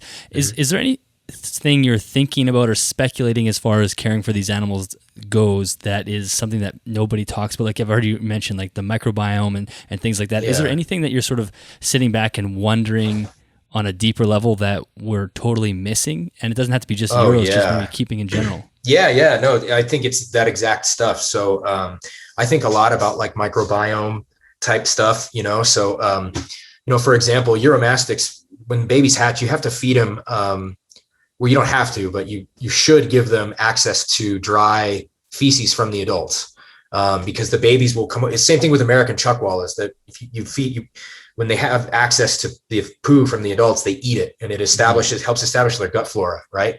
I think that there's probably all kinds of ways that could be applied at other times. So like when, let's say you have a Uromastyx that for whatever reason got a parasitic overload and you have to medicate it with antibiotics. I'm willing to bet you if you put some poo in there from a healthy animal, after that thing goes through its course of antibiotics, it's probably going to eat the poo, because it's probably going to help get some of that healthy gut flora back going in its gut. Right. I think a lot about, specifically, I think the way I would describe it best is like chaos, so in reptiles, I think there's other guys who have talked about this same kind of thing. So certainly not the first to think about it at all, but one thing I do a lot with a lot of my animals is I'll pick a random day every couple of weeks and I'll shut their lights off, and I'll today you're only going to have the UV light. There's no basking lamp, or today there's only a basking lamp, no UV light, or like, in the wild, it's not 85 and sunny all the time, right? It gets windy some days, it rains some days, it gets more humid some days, it gets less humid other days. There's seasonal food availability. And I mean, even I've worked with two different types of lizards that have demonstrated very clear seasonal food preferences, and that's Uromastyx and collared lizards. And both of them, dandelions, for example, that's a flower you could feed Uromastyx and it's like Coke for them. They're like, they freak out and they go after it, right? But you offer them a dandelion at the wrong time of year and they won't touch it sometimes. Not all the time, but sometimes, and it's like, there are probably so many ways. Like what I would love to be able to do in some way is like fast forward 200 years and see the way people are keeping reptiles in 200 years, because it's going to be like, I mean, just imagine how sick it would be to be able to have like a single light for everything you need. One light that does your whole up and down sequence of sunrise, midday, sunset, twilight, moonlight. I mean, follows the patterns of the moon, emits all your heat, UV, and visual light. I mean, it's like heaven, right? It's amazing. Or some people would say it's the sun, but it's outside. But it's outside, dude. It's right there. You don't have to pay for it. But I get that. But for those of us who can't do that, because Colorado we have snow, not suitable, right? Yeah, we have. Yeah, it's bad here, but I think there are probably a lot of things that we're not thinking about. And people touch on it. Like the buzzword in the community is enrichment, right? Like that's the thing. And I love it. I've got nothing against it. Like I do things to try to enrich the lives of my animals all the time, but I don't want to stop there. I want to, like, what else? Like, to me, what's going to be really cool is seeing in like 100 years, how many people have like dedicated themselves to a group of animals that's like, I'm not just talking about how many ornate Uromastyx can I hatch. Like, I want to have the oldest living one ever recorded in captivity. I want to have like females that have spent their lives breeding healthily and have no problems. Like they die of old age. They don't die of some chronic illness because you fed them too many Fruity Pebble looking treats. You know what I'm saying? Like I want to see I'm getting psyched on having F3, F4, F5 ornata, F3, F4, F5 yemenensis. Like that's going to just, oh man, maybe that's not the exact same topic, but that's the kind of stuff that I like stay awake thinking about at night. And like, how could I give all my Euros tons of wild foods in the warmer months. And I'm always experimenting with that. Like, where can I find them? How often can I feed this? Like, this is always going to be better for them, and maybe eventually I'll be able to set something up where I could just literally grow it all the time. You know what I mean? I have the spring diet, the summer diet, the fall diet, and then winter, nobody eats. You know what I mean? Something like that. I think it'd be great. Yeah. Well, it's funny because I was just thinking about the other day, thinking about the age of the animal. And I thought a cool number for people to keep track of would be the average age of the group of animals that you keep. Yeah. Because And we should all be striving to have a larger number. Now, of course, you bring in young animals, it screws up your average, but I think that's okay because we want to promote people keeping animals for a long time. So if your average age of your animal is like 2, and I mean, breeders would be a different story. You couldn't really count your units. But for people that are just keepers, like if you're constantly getting young animals and all of your animals are going to live to like the 50s or the 60s, then we really want to start promoting keeping animals for a long time. And I also like the chaos idea as well. And since we both have an athletic background, that's one of the things with when you're training athletes is you can run a training cycle. Maybe it's like 3 months into a competition, and the athlete will have a great physiological response to that training cycle. Right. Now, if you did the exact same training cycle again after that competition, you will get less of a less effect because your body gets better at that thing the stimulus that you gave it, and that's just biology in general. And the lizards are the exact same way, right? Yeah, absolutely. And this is where I think the topic of like sterile setups kind of there's like a new way to kind of frame that, because the one thing I will say about like if you're keeping, let's say, leopard geckos in drawers and it's paper towel and you have like one hide and then a wet hide and then a food and a calcium bowl or whatever, food and water bowl, right? Okay, maybe it's a little bland, but you get in there every few days and you clean everything out, and you maybe put the same food bowl back in and they get some of the same dirt in their moist hide, so it's not a microbial upset, but it's like it's a visual and sensorial one. So they're getting some kind of changeover, right? That it's got to make an impact to them. It's got to be more interesting. They're like, wait a minute, like just 10 minutes ago, there was a pile of shit in the corner of this tub. Now it's completely gone. I got to shit there again, or whatever it might be. Right. Yeah. Or like, with my animals, it's not just the lighting, right? Like I've talked with a few guys about this, but like obesity is a huge problem in reptiles, just like it is in people. And in Uromastyx, it's a major problem. And so, these things come from the high deserts in the Middle East and Africa. Like they're not eating piles of wet salad all the time. You know what I mean? So we're always looking for ways to like, how do I dry that out? How can I reduce this? Like more wild foods, less food, less often. And people are like, oh, but he's hungry. It's like, yes, he is. And this is why like fasting is good for you too. It's good for people, just like, you know what I mean? It's like good for everybody. And obviously I'm not talking to the point of cruelty by any stretch of the imagination, but we do it with our dogs, right? I got a golden retriever. She gets two cups of food a day, morning and night. So she's got to fast 12 hours at a time before she eats. Yeah. That's not fun, I'm sure. Like, you know what I mean? But it's the same, but it's healthy for her. It's good for her. It's what she needs. It's how we know how to care for dogs. And the same thing is going to happen with all these reptiles, like I know people who breed varanids talk about this. I have Ackies. Now I've never bred them. I've got some that are going to lay eggs now, but I'm not a varanid breeder, but like, I know already going in that obesity is a huge problem in varanids. And so, I don't feed any like turkey or whatever to my Ackies.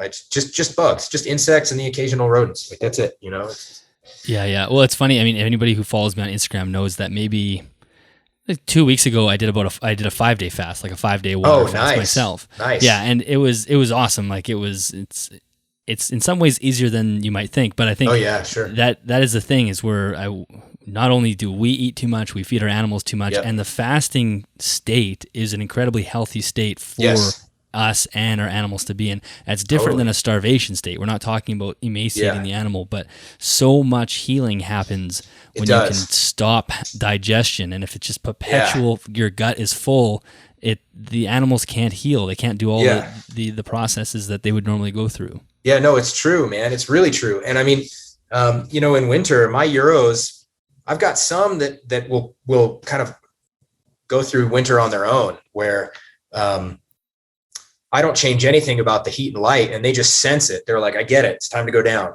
Mm-hmm. And, so starting sometime in like September, late September, sometimes even mid and early September, I'll have animals that just disappear, and I don't see them. I'm talking for months on end. They just dive into a hide somewhere. They don't move. And, they might come out once in a while, go poop, maybe bask for 20 minutes or something like that. But most of the time they're just down. And I've had some, like when it happens in yearlings, they grow over winter. Mm-hmm. You know what I mean? Like they come out of, I haven't seen you for 4 months and you come out bigger than you were when you went in. That's weird. Like that's totally kooky stuff. But, I have some stuff that, like, if you don't change the lighting or change some of the stuff, they won't do it. Some of them just won't do it. And I'm like, oh, no, you're going down. So like, I'll pull the heat, turn the light down. I'll drop the wattage on the bulbs, or I'll pull their food for like 2 weeks or something like that. And by the end of that 2 weeks, they're gone. They dive, and they just hunker down for the winter, and it's true, man. Fasting and all this stuff is, and the chaos thing is, I guess, what I try to embrace. Cause I don't even like it when my animals are friendly, honestly. Like, like friendly Euros are cool. Like, don't get me wrong. That's what everybody wants, is like a pet Euro. And they're super. This is my other cat. She's coming to see the podcast. Yeah. She knows what's up. She's beautiful. Wow. Thank you. Yeah. She's a sweet little kitty. She's still real little. And, but yeah, she's awesome. She's a sweetie. But, oh man, I've just lost my train of thought. The mean Euros. Oh yeah. So tame Uromastyx are also very nice, but I kind of prefer them when they're grumpy, because it's like, that's the way you would be if I pulled you out of a crevice out in Saudi Arabia. You'd be a pissy, mean thing. You know what I mean? Yeah. And I almost don't like when I pick up a Euro and they're just super floppy because they're so relaxed. I'm just like, I get it. It's cool and it's cute. And most of the captive bred babies start out that way. So it's, no big deal. But all of my animals, even the adults, the most they let me do is pick them up. And they'll be kind of cool with it for a second, but then they flinch and they twitch and then they bolt off. They don't want to be. You want some vigor there. Yeah, and I think they're probably better breeders, and they'll probably live longer. It's just like people. If you have a will to live, if you have a reason to get up, you're probably going to do everything with a little more intensity than you would otherwise. If you could I mate with this female, or can I go eat that pile of greens over there? I don't know. Yeah. Tough call, man. Yeah. No, I think that makes sense, actually. So why don't we wrap up the conversation with talking about care, just in general care? We haven't really hit care at all, and that's true. We're already almost into the past 90 minutes. I'm really enjoying this conversation. It's been me too. It's been a blast chatting with you. So yeah, let's chat a little bit about the care. You've mentioned some things kind of periodically through here, but maybe we can start with the diet, because I think that's one of the most intriguing things with Euros. They will not eat insects at all, right? In the wild, are they ever going to eat insects? Yeah, they totally will. Yeah, for sure. Okay, so this is a very controversial topic. I don't think it needs to be controversial at all, but in the Euro community, it's contentious because people have argued for a long time that they're strictly herbivores. And that's just obviously not true. You can find video of different Uromastyx eating insects in the wild. There are some various field studies that show some variety of percentage of gut contents being insects of certain species, usually younger individuals. That being said, I don't really feed bugs to mine. So it's clear that they don't require it necessarily, but I guess what I'm trying to say is that I don't think feeding the occasional insect is going to be a big deal. So I think if you do ever choose to feed your Uromastyx insects, stick to the small mealworms, the little Zoophoba, right? And just stick to those. Keep it no more than once every 2 weeks or so, and keep it small in number because they really don't need it. It's obvious that they don't really require it.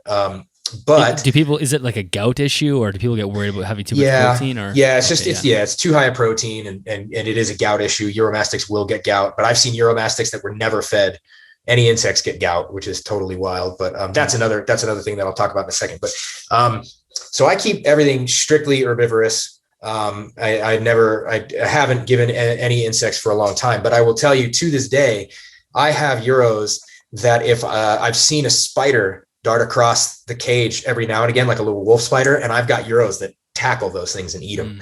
So it's like, clearly they would do it at some point without me even interfering. Right. So, but I keep it strictly herbivorous diet. I use this website called thetortoisetable.org.uk. It's an excellent resource for foods that are good for tortoises. And if it's good for a tortoise, it's probably good for a Euro in most cases. And so I'm just feeding strictly greens. We're talking endive, escarole, turnip greens, collard greens, radicchio. I'll branch out into a handful of other greens every now and again. And then I give a ton of wild plants and flowers. So I'll feed hollyhock flowers, dandelions, clovers,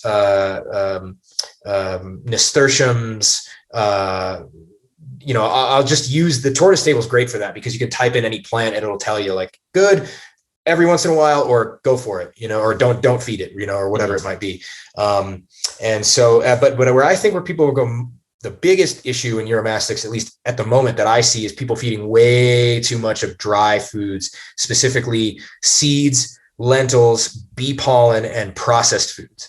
So by processed foods, I'm talking sort of like some of the processed tortoise pellets and stuff like this.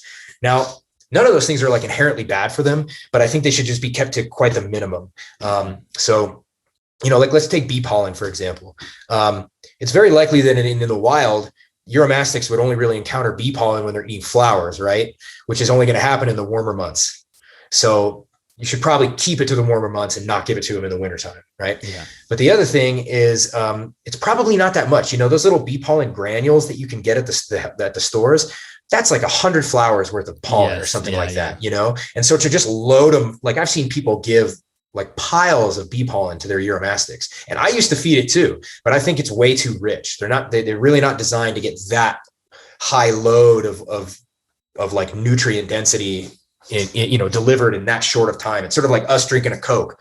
We're not really designed to take in that much sugar all at once. It's kind of go pre-diabetic, right? So it's the same kind of thing. But it doesn't mean you can't give it to them. It's just keep it really minor, right? So I have a little thing of seeds of like Finch mixture that I have. It's like a little jar about this big. And I've had it for like 8 years and it's never run out. And like once or twice a year, I'll take a handful and I'll walk by and I'll throw a couple of seeds in the cages and they'll eat them. And then that's the last they'll see it for the whole year. You know what I mean? It's just a rare thing. I do feed some of the tortoise diets like Zoomed grassland tortoise chow. And there's a desert or it's a blend made by tortoisesupply.com. It's like a desert tortoise blend it's like a dry food. And I feed that to them. But it's sparing. We're talking once or twice a month. I try to keep it pretty minimal. You can give it a little more often, a little less often, but that's also the only supplementation that my Uromastyx gets. So I don't do any calcium or vitamin supplementation outside of what is already in those processed foods. And then I'll periodically put a little bit of calcium on the food of nesting gravid females, just a little bit. But really, so other than that, no sprinkling powders, none of that stuff. Nope, no. Haven't done it for years. And then did you decide? What made you decide against it? Well, it's multifold, right? So I used to keep collared lizards, and one thing we would see with collared lizards a lot is the calcification of the organs, because people would feed them. And it's just like bearded dragons. You feed them, they just powder the food every single time they give it to them and they just don't know how to moderate, right? But at least with my Uromastyx, I use really high powered UV lights by Arcadia brand. And every now and again, I'll use mercury vapor bulbs, like in the wintertime, because of the level of heat they'll put off is really high. So they're getting really good quality lighting and they're getting a really diverse diet. So I don't find the need to add anything to it. Now, some people do, and I don't think there's anything wrong with supplementing. And again, mine gets some when they're eating the, like the Zoomed brand pellets, chow and the pellets and stuff. They'll get some from that. But unless I see some reason to give it to them, I mean, they all have strong bones. They all lay eggs. The eggs are all pearly white and nice and, healthy fat hatchlings pop out of there. So I don't really feel the need to give them much outside of what they'd be getting otherwise. Now, with little babies, sometimes I'll get like a little paranoid and I'll put a little mineral on their greens, but it's more for me than it is for them, Yeah. I think some people think it's like a magic bullet. So they're just sprinkling everything and you got these giant globs of wet powder, and it's probably not the best. Well, and they also don't like it. So for example, if you chop up a bunch of greens, you mix up a salad, right? It's kind of wet and it's like a little wet to the touch. You sprinkle a powder on that and it gets slimy. And I've seen the Euros go over and bite that stuff and then spit it out and eat the stuff underneath it. They know what they're bitter. Doing. Yeah, it's probably really bitter. And so I give them, and then I also in the summertime, I open up the garage doors at my shop and I'll give each of them like an hour or two of sunlight a week. So they're getting plenty of what they need in terms of like D3 and UVB and everything. And I also feed them Timothy hay. So I take Timothy hay just like you would for a tortoise, and every couple of months I'll scatter a little bit of it in the cage, and it'll do two things. It'll act as like a visual barrier because they can burrow in it and dig around in it, and it'll modify the way features look, but then they'll snack on it and they'll eat it all the time. So I give them that. And then there's one other thing, which is there's a dry blend of dried greens that tortoisesupply.com makes. And I actually, I modified the blend a little bit, had them take out two of these things because these little petals, these little dried hibiscus and rose petals, they get hard as a rock. And I have had some babies die from getting that stuck in their gut, like specifically the really small ones, because it's too hard and they can't break it down, especially when they're little babies. So I had them pull those things from the blend, but then what's left over is like a grip of like dried dandelion and dried chamomile and calendula and a dozen and a half other plants. And that's a dry food. And I leave a bowl of that. There's almost always a bowl of that in the cage, almost all the time, but they don't eat it all the time. They just snack on it. Yeah, that's interesting. So yeah, you have a very, very wide diet. So when you go out and collect wild vegetation, do you just go outside and just do a collection and then? Both. So yeah, so I do go out. I'll go to open space near me in Colorado. We've got wild dandelions, wild alfalfa, stuff that grows here that I'll go give the Uromastyx. And I can just go collect it from open fields, because there's places here where I know they're just open. It's just open space. They're not spraying there. There's nothing bad. So I'll go do that. But then also my mom has a huge backyard, and I totally conned her into growing a bunch of hollyhock and nasturtium and all this other stuff. And so I'll go over there in the mornings and I'll pick, like, she's got, like, right now, this time of year, like right now, all the Euros are getting nothing but hollyhock. They haven't had anything but hollyhock for like 2 weeks. I go up there and these plants get huge. They're like, 6 or 7 feet tall, and they flower like crazy. So you can go there every day and I can pull hundreds of blooms. And then all I do is I just walk by the cages and I strip the petals off of the bulb of the flower, because the bulb of the flower is really hard and they don't like it that much. So I'll pull the petals off and I'll just throw it into the cage and they'll eat that. They just go nuts for it. At the beginning of the seasons, dandelions everywhere. So I'll drive here by the side, somewhere, some open field, and I'll pick like 1 million dandelions. And for like a month, all they eat is dandelion flowers. And I'm telling you, you don't want to overdo it, because like, they're probably pretty rich. And I've noticed that if you give them a ton of dandelion, kind of like, you just feed them as much as they'll possibly eat of dandelion, it'll kind of like slow them down a little bit. They're like, they get a little sluggish after, because they ate too much. So now I'll just walk by and I'll throw like 10 dandelion blooms in per cage, and they'll just tear out that's all they get for the day, the whole day, Well, and it's probably pretty natural, like, in these habitats that they live in, or in their wild range, they're going to be, flowers are going to come up at a time of season, then they're going to get chomped down, and then, the seasons will change. So you're going to have this perpetual change, and it's probably like very mass crop style when they come up, just like dandelions do here, right? You have massive amounts of dandelions, then they go away. So yeah, that makes a lot of sense. And so what about temperatures? Because that's a big one with so you already mentioned you have the UV, like the Arcadia bulbs, and then how hot, I think you did mention earlier, but I forget, how hot does the basking spot need to be? So I keep their basking zone at about 120 to 130 degrees. And the reason I give a 10-degree range is because some of them will have preferences over others, right? So and I control this by like how close the basking lights are to the basking surfaces. And so if I notice they're avoiding the basking site too much, I just raise the bulb up and I get it, and then once they're hanging out under there for a couple of minutes at a time and then flying around and then coming back, hanging out for 10 minutes and then flying around. Okay. That's the sweet spot, right? So they're not basking for too long, and they're not running around avoiding the basking light for too long. So I keep, and by basking zone, I'm talking about the zone. I'm not talking about a spot of light, because thermal burns are a real problem in desert reptiles, right? So I get a space that is as big as the Uromastyx is. So head to tail, that animal can get to 120 to 130 degrees. It can immerse the whole body in it. So even my Egyptians, on my website and on my Instagram, I have a couple of photos of my Egyptian pens from above, and they're 5 feet long, 8.5 feet long, 8.5 feet deep, and 2 feet high, 2.5 feet high. And I've got 4 or 5 heat lamps over the basking zone for the Egyptians. So they're getting a huge projection of heat. So even my huge adult Egyptians can get fully hot. The whole body can get hot. And I keep it about, again, 120 to 130, and I adjust that based on what I see in the animal. And then the ambient temperature, I'm shooting for like the upper 80s, right? So the ambient temperature in the shop, even when it's cold, I try to keep it above 80. And so sometimes in the winter it dips into the 70s, but I really want it to be very hot overall.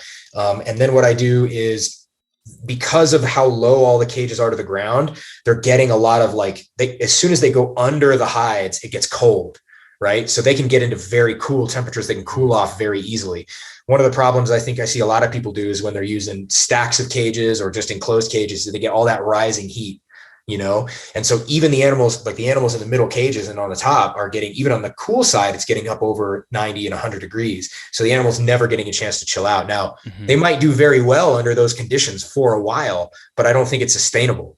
I think it's one of those things that long-term is going to screw with them metabolically because they're never getting, there were photos from somewhere around 5 or 6 years ago where there was snow in Egypt, that's where Egyptians and ornates come from, is Egypt, man. Egypt and Israel. You telling me that those animals are not experiencing cold temperatures? You bet your ass they are, Yeah. I've had animals where the power has gone out at the shop and the temperatures have dropped into the low 50s and the animals wake up, they're fine.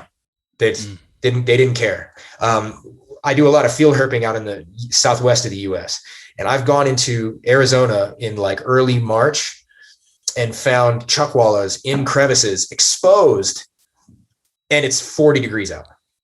Wow. You know what I mean? And they're just sitting there, just frozen. They don't move. Yeah, and it's like, come on, dude, that has to be integral for their seasonal metabolic functioning and like breeding health and long-term health. It's got to be just like Wim Hof, get yourself cold once in a while. Hey, I do that too. I get a cold shower every morning. See, it's been so hot here lately that the shower doesn't get cold enough in the morning anymore. But no, it's so true. And there's the old joke that you keep the heat on when the owner gets cold, because I'm cold, so I need a sweater like my lizard's cold. But totally. And you kill the heat at night, right? There's nothing besides keeping the ambient temperature. Yeah. Some guys will keep some of the species like Princeps and Thomasi. They think they need higher nighttime temperatures, and I don't see any problem with that. But mine don't get it, and they do just fine. So no supplemental nighttime heat, nothing like that. And I change the UV lights, once or twice a year. I use Arcadia brand. 14%, I think Dragon is their Dragon bulb, or I don't remember the exact name, but I restock them. I've got a standing order. I just get them, every year, and I have a UV meter. And so I replace them. And a lot of times I replace the bulbs and they don't even need to be replaced. They're still putting out tons of UV. They're great products. I find mine last way longer than 12 months. So what do you do after if you're replacing them before they're burnt or before they're spent? Do you chuck them or? No, I hold on to them, and I'll use them for like alternative cages, or if a bulb goes out during the year, or I've got, and I have friends who will buy them off me, the ones that, they're still putting out plenty of UV. So I'll kick it back to them for 1/4 the cost. And I get, I recoup some of my cost of buying the bulbs. Yeah. So there's that. What about humidity?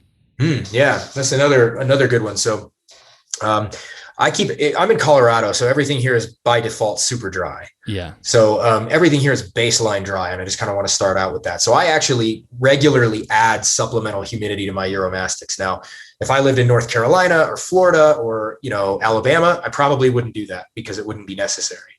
But for some of my animals, for parts of the year, they have humid hides available. So like, especially nesting females during the breeding season, they always have a humid hide, but I leave them in there for months after, unless I have to reuse it. But I go through, it's been a standing habit for several years for me. Once or twice a week, I'll go through the Uromastyx room and I'll spray stuff. I would just spray it down with water, and the Uromastyx all bail and they freak out, but they always look a little bit better after that. They like it. They like it to a certain degree. Some babies I've had will drink from the mist. But then it was actually after listening a couple of months, about 4 or 5 months ago or something, I listened to an interview with Ron St. Pierre, and he was talking about nighttime water acquisition. So like stuff, out in Florida catching chameleons, he said they would come out and lick the dew off of plants and stuff like that from the dew. So he said he started spraying stuff at night or in the evening because he likened having lights on to like putting water into a cup with a hole in the bottom of it. Yeah, so if you spray animals with lights on, I was like, oh, that makes a lot of sense. So it's been now a few months where I've been going through at night or in the evening and spraying down all the desert lizards. And I've noticed that when I do that, they come out the next day looking a lot better. They're like shinier. They look like they've gained a little something from it. So even if they don't like it, and then the other thing I'll do is some animals I'll walk by randomly and maybe I spray the cage, but I'll choose 1 or 2 hides inside the cage and wet it down extra, make it an extra humid little hide. And I've had, some of my Thomasai and Princeps have gone to use that hide. Some of them dodge it, but it doesn't hurt them. So yeah, I do that too. But it is something that people got to be concerned about with Uromastyx, the combination of high humidity and direct humidity. We're not talking about like relative humidity, high direct humidity, low temperatures, and high stress. Those 3 things are the magic tornado for respiratory infections. But, if you keep them dry and cold, it's safe. But wet and cold, and stressed, that's when you're going to see problems. Yes. Yeah. Having a high humidity with some heat is not a big deal. Yes. But yeah, you can flip it. Yeah, that makes sense. Yep. So actually, but I think that we've covered the care really well. I think maybe one more thing we'll wrap up on now that I'm interested is, can you just sort of lay out just an average day for you? What does your day look like? Yeah. So I'll get up and, go grab myself like a little coffee and breakfast or something. Either I make it or I'll pick it up, and I drive to the shop and I pick up greens on the way. And then I get in, and I usually, the first thing I do is I just go through and I check for eggs if anything's laying. I check the incubators, see if anything's hatching. And then the first thing I tackle is I do cleanup. So I take and I just run through the whole shop and I clean up turds. And then same thing, I'll move into the baby room and do the same thing, because the babies, especially right now, this time of year, the babies are just shitting nonstop. They're crapping all day long, man, like multiple times a day. So that's usually a twice a day cleanup job. And then after I get everything clean, I'll go around, I'll throw some animals out into some boxes to get some sun. If it's warm weather, if it's winter, I'll usually call it a little early in the day, but then I'll decide whether I'm going to do like a full feeding, where I'm going to chop up a bunch of greens and have a pile of greens for them, or if I'm going to do a more restricted day, which is what I tend to err on that side of things more often than not. So that might be, instead of giving every animal a whole pile of salad, I'm going to run through and I'm going to throw one whole turnip green leaf in this cage. Mm-hmm. Or I'm going to go to this cage, I'm going to hang a turnip green leaf from a piece of manzanita. And that's all the food they get for the day. Right. And so then I'll watch them as they go around the day, and they'll go up and they'll pick stuff from it and then go cruise around and then go pick a little more off of it. They'll forage on it. And then, there's usually something I'm working on. So I'm usually either setting up some new cage or, trying to figure out some animal that's maybe one's giving me a hard time and I'm having to figure it out. Or like right now I got those, I have Xenogomma taylori. I've been breeding those things for a few years. And so I end up having to spend a little time with those because they're a little more interactive and they're omnivorous and really fun to keep and feed. So I'll putz around with some of my side projects, those Ackies, a couple of anoles, some knobtail geckos, stuff like that. And then I'll usually take a little break and play with my dog and throw the ball around for her outside. I'll do some cleaning stuff, sweeping, mopping, managerial kind of notes. If I have to box anything up, I'll box animals up and I'll take them to ship out on my way home. And then usually the end of the day or like the very end of the day is usually I'll have cleaned all the babies and I'll try to take some photos if I can, depending on the day. And usually it's for records, but sometimes it's so I can post and share what I have going on, something hatching, something like that. Then I leave and come home, edit some photos, drop animals off on the way home at FedEx to be shipped if it's that time of year. And then I'll go train and do a home method jiu-jitsu or lift weights, one of the two. Yeah. Well, that sounds pretty amazing, actually. That's pretty sweet. Yeah. Yeah. I bet you you enjoy each day. I do. Yeah. Thankfully. I'm very grateful for incredible. it. Yeah. So when you're talking about going back to, as far as spraying them down at the end of the night, is that something you have to go back to the shop to do, or does that happen kind of as you're leaving at the end of the day? Yeah, so that's a great question. So I hate to admit that sometimes I go there, I go back a lot. Yeah, especially in the busy season, I go all the way back. I'll get home and I'll do my things and I'll go all the way back up to the shop and I'll do more stuff. And usually it's because I'm a little neurotic and I get nervous and I just want to go do stuff and I'm very easily bored. So I will go back to the shop and I will wet stuff down in the evening after the lights have shut off. Sometimes I'll do it at the end of the day and I'll just leave a lot of excess moisture in the cages and it'll come through. But sometimes I go back and I'll find like a whole new set of things I needed to do. It's like, oh, I needed to split up these animals and put this one in a different cage and I need to set up this one. And a lot of right now is playing interference with the babies. So as I mentioned before, baby Uromastyx can be really aggressive with one another. So I end up having to split up a lot of stuff. And so, for example, right now I've got a little clutch of Ornata that one of several that are all hatched at the moment. And one clutch has just decided that they're going to beat the living shit out of each other. And so I had to split them into 2 groups of 10 because there was it was a 28 clutch.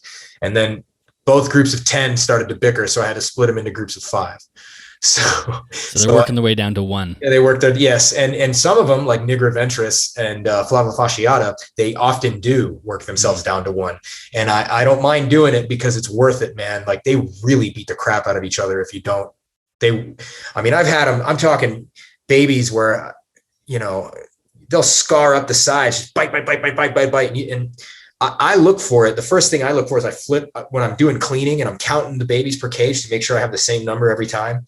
I flip them over and I look at their bellies, and you can see if they're biting each other. They have these little black triangles or black diamond shapes. It's just like a little outline of a diamond, and that's the mouth of the other Euro biting it. And so I'm like, damn it. And so I have to pull those out and split them up. But it's worth it because they grow better. They don't have any scarring on their sides as youngsters, things like that. So it's a lot of splitting babies up and a lot of moving, a lot of cage juggling. You know what I mean? How far is the shop from your place? About 10, 15 minutes. Oh, okay. So it's not too bad. Yeah, it's not too bad. No. But it is a lot of driving sometimes. Yeah. Yeah, I bet it is. Are there days where you don't go to the shop? I'm sure you go on vacation and whatnot, but you pretty much go. I go every day. The times when I go on vacation, in recent years, my mom has been the one to watch everything at the shop. I mean, I'll tell you what, that lady's collected more Uromastyx eggs than half the people in the country, man. That's awesome. She's a killer. Yeah. She's the reason I can do what I do, but, she will help me out a lot, but she's getting older now. So I'm getting to the point now where I'm going to have to hire somebody or get a friend or pay somebody because I can't in good conscience let her, she's going to be 70 soon. I can't let her do any of that stuff anymore. She's getting too old. So yeah. So I'm there every day, Monday through Monday. And when I do go on vacation, she watches, and I have Ring cameras. So I'm keeping an eye on everything, and I call her 5 times a day to make sure everything's taken care of. And I get stressed when I go out of town, but I do travel pretty regularly. So it's not completely unheard of.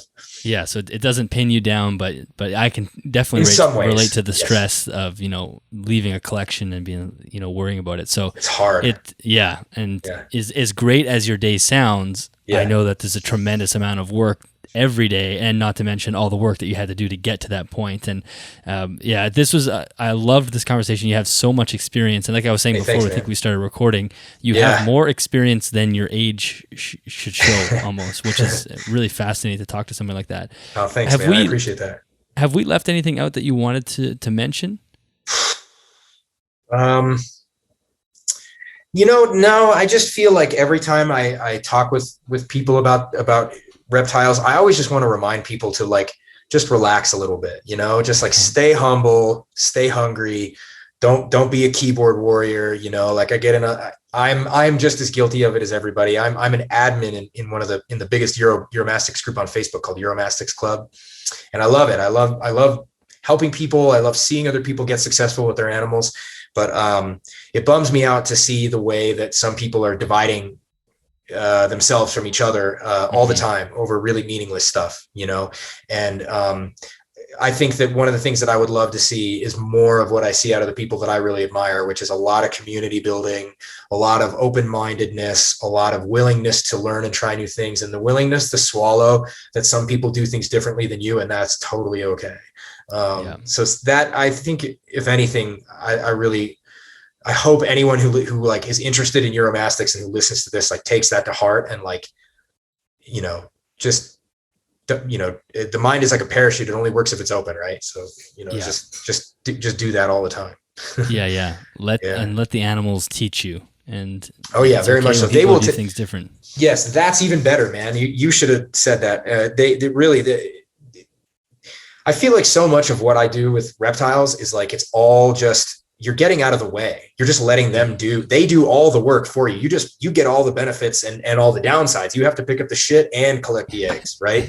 So it's it's a drag, but at the end of the day, be responsive to your animal. Don't make assumptions that just because you do it this way with your one animal, that it's what everyone else should do. It's like, no, dude, until you've had like 500 of the same species and you've had 15 years of solid, consistent, regular success, don't bother telling people what is and is not right about what their care is. It's just not, come on, man. I don't know. It's a bummer because I see it's in every community for reptiles, right? There's a lot of vitriol, right? And I just wish that I would like to see that be something that kind of falls to the wayside as things move forward. When we get people who are doing more diverse collections, more bizarre experiences. Like I've been very lucky to send some of my animals to some AZA institutions. And I've got some friends locally here, like my friend Troy at the Denver Zoo, who's been really, he's a great guy, man. And we've been he's been a great friend to have, and we bounce ideas off each other. I mean, that's the best part of this. Outside of the animals and seeing the animals do well, the other people in this industry are like the best part of it, man. And I just would like to see more of that as time goes along, Well, and I think that's such a good point too to kind of wrap up on is when you meet these people in person, you can have a great experience with them. And when you interact on Facebook, it can hit the ditch really quickly for no reason at all. Where if you had just had this conversation in person, it wouldn't even be, it would just be oh yeah, that's how you do it. Well, this is how I do it. And this is why. Yes. And it wouldn't be this whole derailment. So the people in the community are great, but Facebook, it doesn't make it obvious. No, it doesn't. And it's a drag because it's also a huge part of it, right? Like it is. There's so many things I learned from following, Philippe de Vaugelet or some of these other guys, any of these dudes like Quetzal Dwyer, these dudes doing crazy cool stuff, right? Just the wildest, innovative keeping. And at the same time, then it's all the terrible posts that we see of someone throwing 3 Uromastyx together that they just picked up at an expo that are emaciated and they're in a 20-gallon cage with insufficient care. It's the whole gamut. So it's a drag. You kind of like sign on for both sides of it when you decide to get on social media. But I think that the trend, the long arc is going to go towards the positive, I think, overall. So, hopefully the growing pains aren't too dramatic for the industry to absorb, Yeah, I completely agree, and I see it heading in that direction as well. Well, Phil, welcome, or thank you so much. I'm going to say welcome to the end of the podcast. Thank you so much for being here. This was just amazing. Can you let everybody know where you can be found online? Just plug whatever you want, and especially your art as well, because we didn't really talk about that much, but I want people to check that out too. Cool, thanks, man. Yeah, so aridsonly.com. Arids Only on Facebook and Instagram. And then I'm just Phillip Lietz on Facebook. I do a lot of posting there. And then art wise, it's at Pleats. But I also have art on my Arids Only Instagram too. So I have both of them there, but feel free to check them all out. And ditto, man, it was a real pleasure. This was a great chat, and I appreciate the invite. Yeah. Thank you so much for being here. Yeah, for sure, man. Anytime. And that's the end of the episode. Phil, thank you so much for joining me on the podcast and having a really wonderful discussion. We covered so many different topics there, and the amount of passion and knowledge you have about the genus Uromastyx is really incredible. And I know you probably think you're only scratching the surface, because I can already tell that's how your mind works. You probably think there's so much more to go, and I will be super excited to see how far you take your care and how much more you're going to learn over the next couple of years. And of course, we'll have you back on the future when you learn some more things, because the amount that I learned in this episode was a ton, and I'm sure the listeners feel the exact same way. Listeners, thank you so much for tuning in. I do hope you enjoyed that episode. I'm sure you did. Again, make sure you go check out the show notes if you want to have links to Phil's Facebook and Instagram, as well as his artwork as well. The lizards that he produces are incredibly beautiful, but same with the artwork that he does is just phenomenal. So go check all of that out and make sure you go support him there. If you are interested in joining us on Patreon, head to patreon.com/animalsathome. There you'll have early access to the podcast episodes, as well as the opportunity to submit questions to upcoming guests. And we have been slowly starting to do some Zoom rooms, maybe once every 4 to 6 weeks, where I have the listeners come in and we can chat face-to-face, or in quotes, face-to-face on Zoom. If you are interested in an Animals at Home t-shirt, make sure you head to animalsathome.ca/shop. And thank you very much to CustomReptileHabitats.com for sponsoring this episode of the podcast. If you're looking for anything new reptile related, go check them out first. You can find links in both the YouTube description as well as the show notes. Again, that is an affiliate link, so if you do pick up something, a small commission comes back to me at absolutely no extra cost to you, and of course that helps me put on this show. I think that's it for this week, everyone. Thank you so much for tuning in, and I will catch you next Sunday.